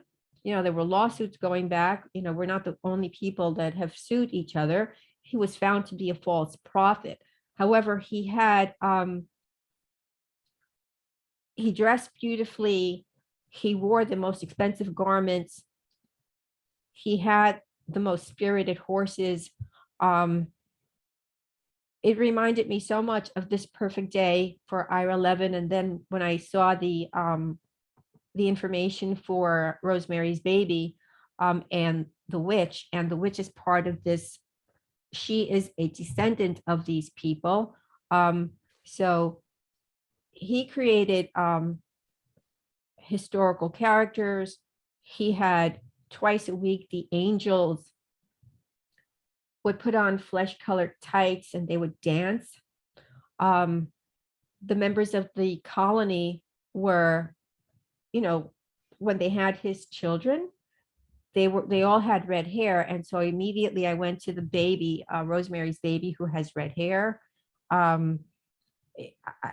It's like all of it reminded me, especially the fact that there was a real witch. And so I had to keep going. And so in 1882, he is accused of taking money from the converts. He had to surrender most of what he had accumulated. He was found guilty. People who didn't believe in him were, so that there was heaven and there was like a hell. So that they were just like split, the people who believed and the people who didn't believe. There's so many notes here. It was a cult, and the Chicago Daily Tribune on May 29th, 1892, described the return of Signworth from his missionary trips. And the way they wrote about it in 1892, the woods were scoured and stripped of every blossom. Florists in Rockford were called on for elaborate displays 1 hour before he was expected. The prettiest damsels, now these are young girls, decked in gala attire, carpeted the road for a mile with flowers. The heavenly host met him 2 miles from the house, unhitched the horses from the carriage that bore his sacred person, and attaching a rope covered with evergreen, hauled him to the abode that was lonely when he was away. Mr. Weldon had been made a deacon of the Assembly of Beekmanites. Upon the approach of the carriage, he was found waiting on the front steps. And then quoting further from the article, the deacon advanced with stately step and placed a gilt paper crown over his pompadour. So on top of it, he had a pompadour.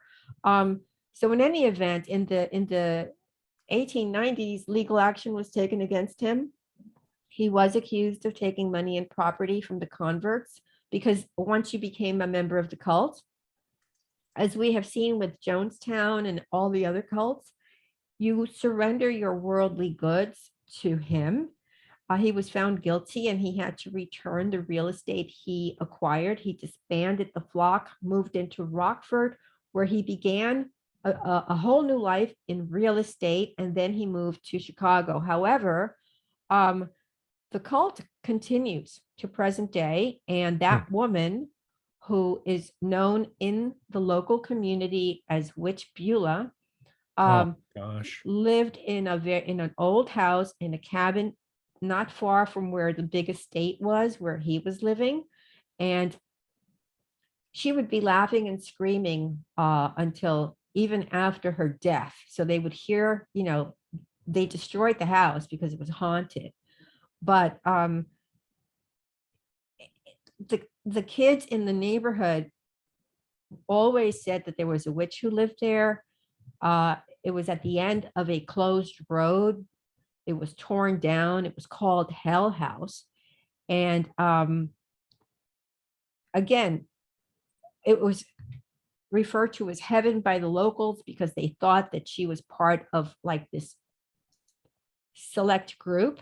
It was on land owned by the Weldon family that housed the cult, members of the cult that had fallen out of favor with the leader, but she was protected by the police, so again, if you're connected, so when this led me to the founding fathers, and this, I'll just wrap it up here.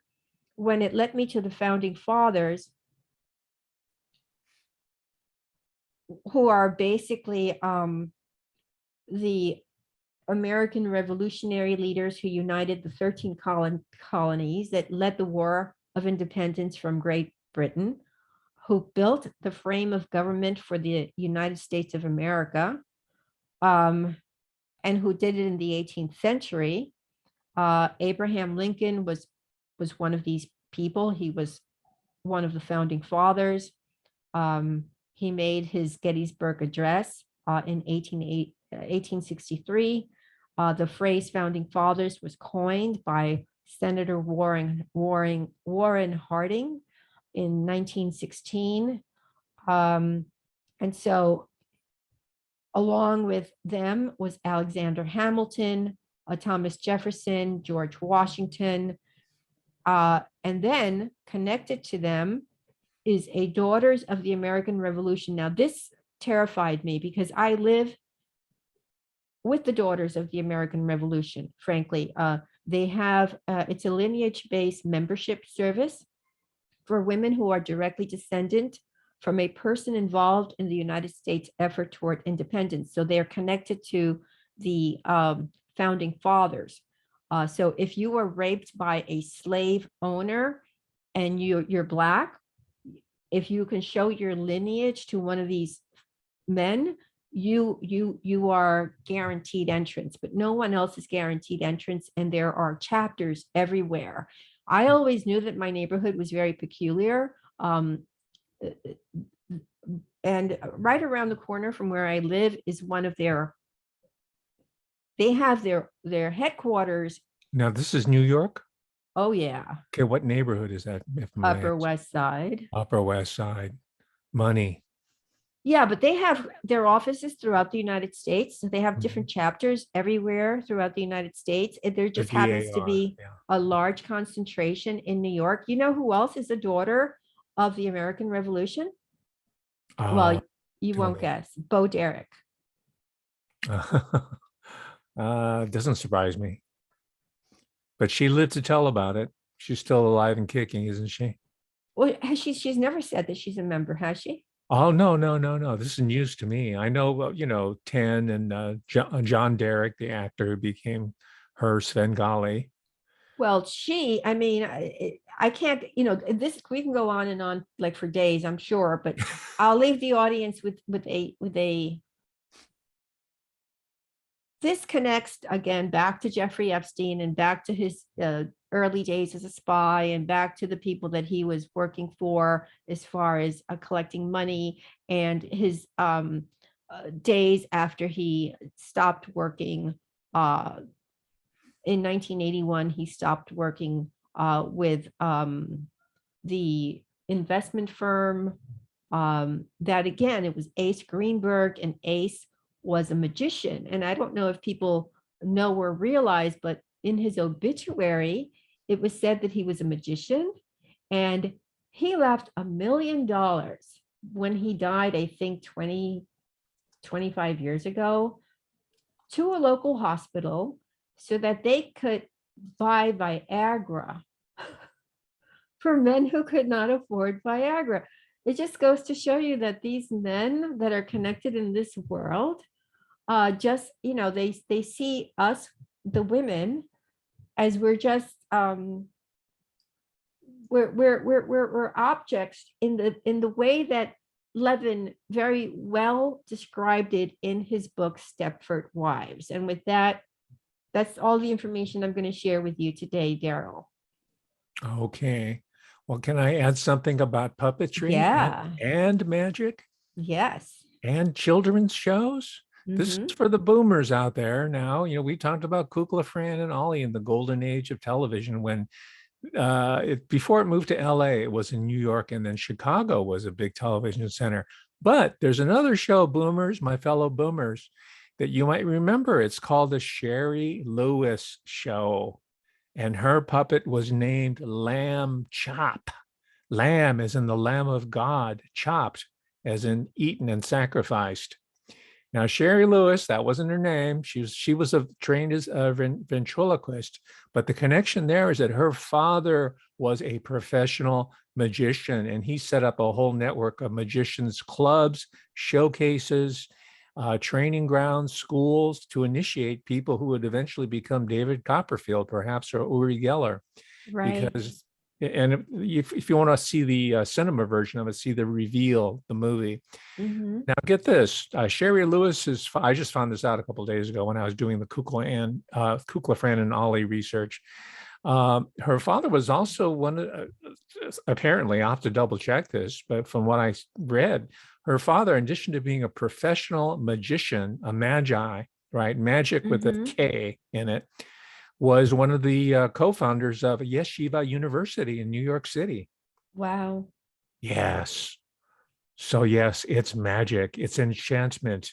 It's Bruno Bettelheim wrote a book called The Uses of Enchantment, which is about fairy tales, which are not about fairies, and they're not about their tales, their stories about torture and goblins and cannibalism. Little Red, all the original stories collected by the Grimm Right. brothers in Göttingen were really super gory stuff. So Ira Levin is very much within that tradition, the way I read it. Oh, 100%. As are, I think once we start exposing and analyzing uh, a few of these people, it does become easier to spot someone else, right? So we know they have a tendency to be magicians, right? We Mm-hmm. know that anyone who has achieved any measure of success has sacrificed, meaning that they have offered their children into this it's like a cult, right? It's like the uni cult at the end of his book, This Perfect Day. It's you sacrifice your child, you commit murder, um and you are rewarded, and which is, and if, oh, I don't want to leave you without telling you about Chateau Montmartre. Oh, What is yes, it? please. Yeah, because let me just open that file. While you're looking at the file, can I mention one Yes. Midwestern connection and magic? He entranced an entire nation late night when we're in that sort of twilight zone, that liminal phase between waking and sleeping. And he was a magician when he was a youth, a teenager, and he went by the stage name of the Great Carsoni. Oh, yeah, that's You know who right. I'm speaking of? Johnny Carson. Exactly. He was a magician. You're Do you right. I think he got forgot all do you think about he that. got that show, the Tonight Show? That is a plum even back then. Do you think he got that randomly and by accident? No, you're right. No. You know what else? He had his wife. Was married 3 times, and each time the woman had the same name, same first name. Joanne. Yeah, he married 3 Joannes. Mhm. And he had a residence in Rockefeller Plaza. Oh, I didn't know that. When he was in New York, then of course they moved the show to LA. And I'm such a TV junkie. By the way, for people who don't know this, I am recognized as one of the top authorities on American popular culture and television history. I've written extensively, that's why what sounds to you like trivia, it's not trivia, it's scholarship, right? That's This, right. yeah, I have the credibility in the academic world. And these are the same people that were trying to recruit me, including the Annenberg School of Communications, in order to queer out the Asian American population. I didn't take the job, but George Takei did take the offer, and we all know what happened there. That PR Right. campaign that he did. But Right. Johnny Carson, and I'm telling you this because I wrote to Johnny Carson when he was about to go off the air, and I wrote him a long letter about what he means in terms of the American culture. Mm-hmm. And I asked for a ticket to his last week of shows. And guess Mm-hmm. what? I was sent a pair of tickets. Oh, wow. So I was there the last week, and Farrah Fawcett was one of the guests. I wasn't there on the last show.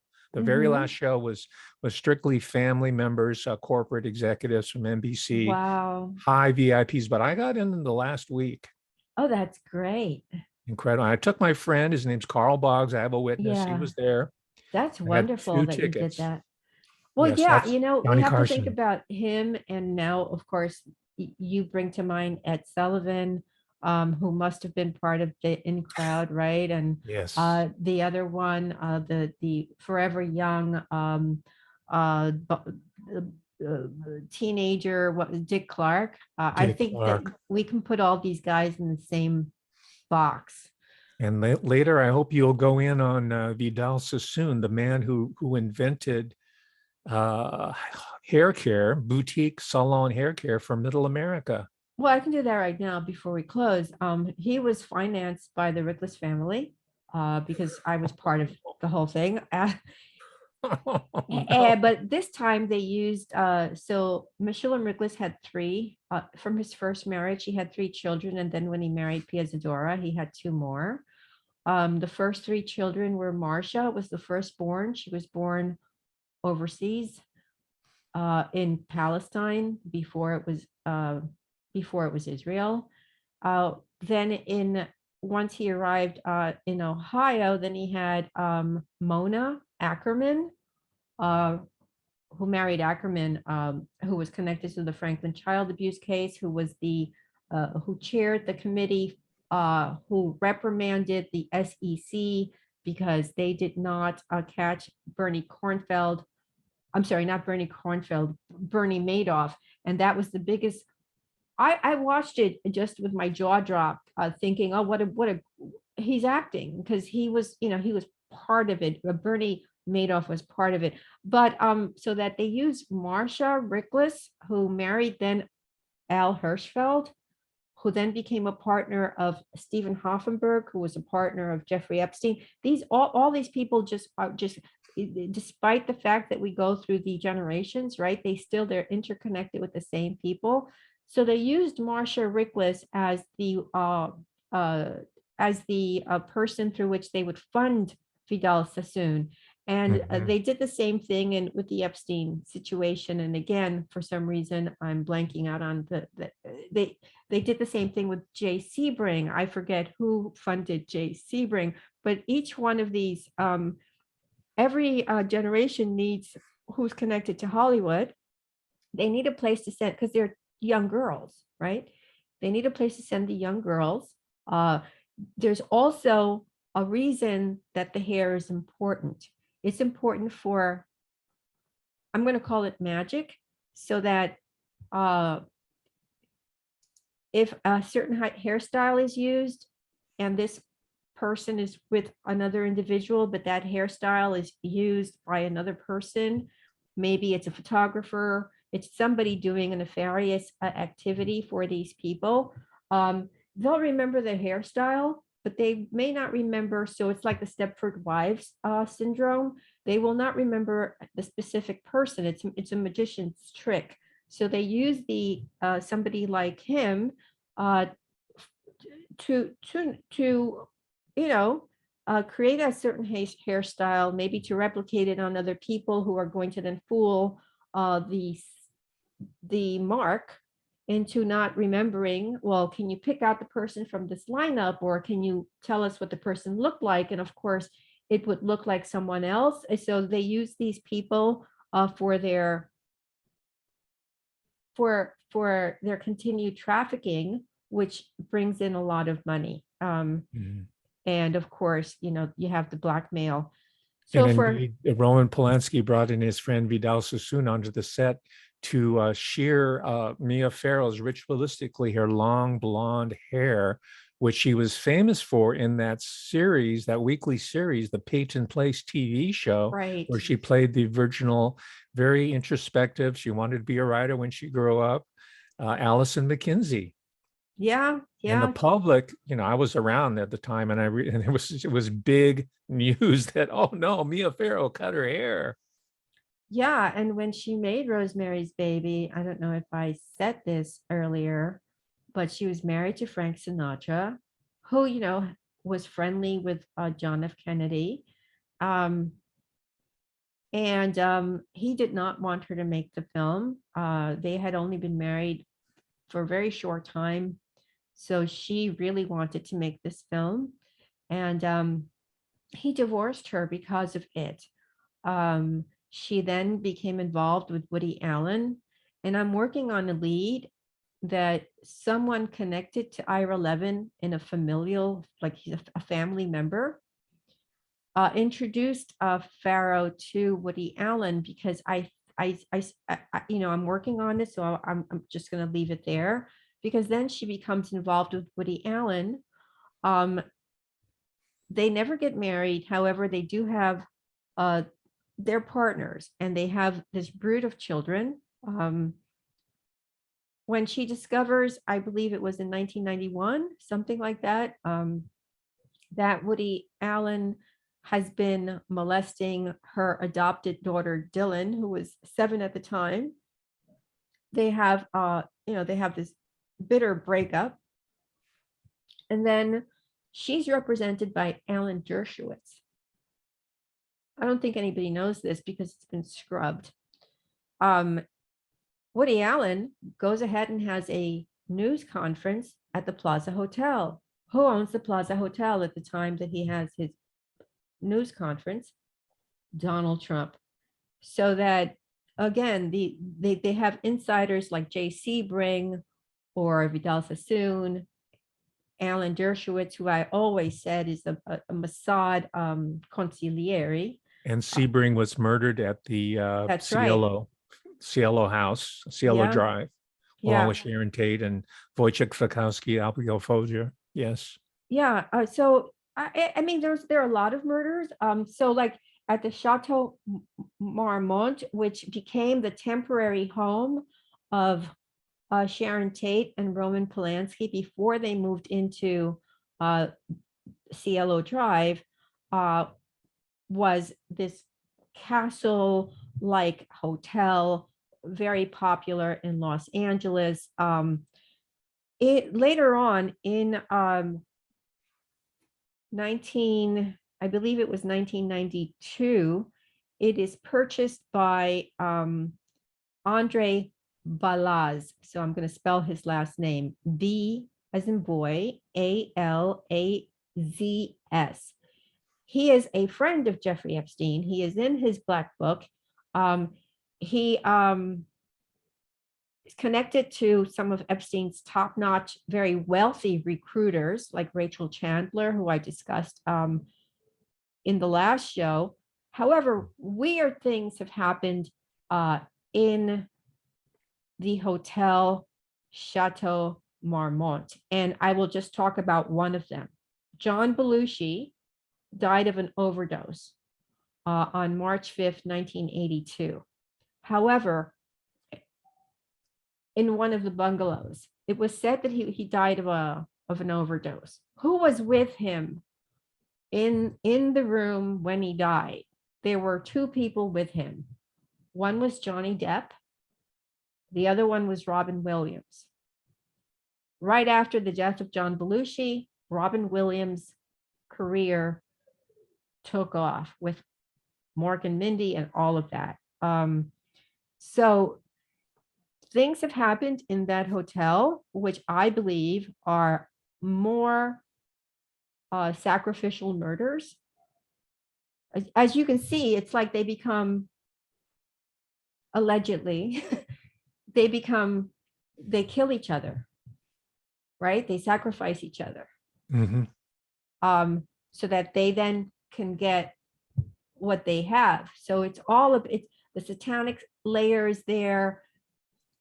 Do you agree this, we can't deny the satanic layer? I mean, people want to deny that it's part of this thing, but it's there.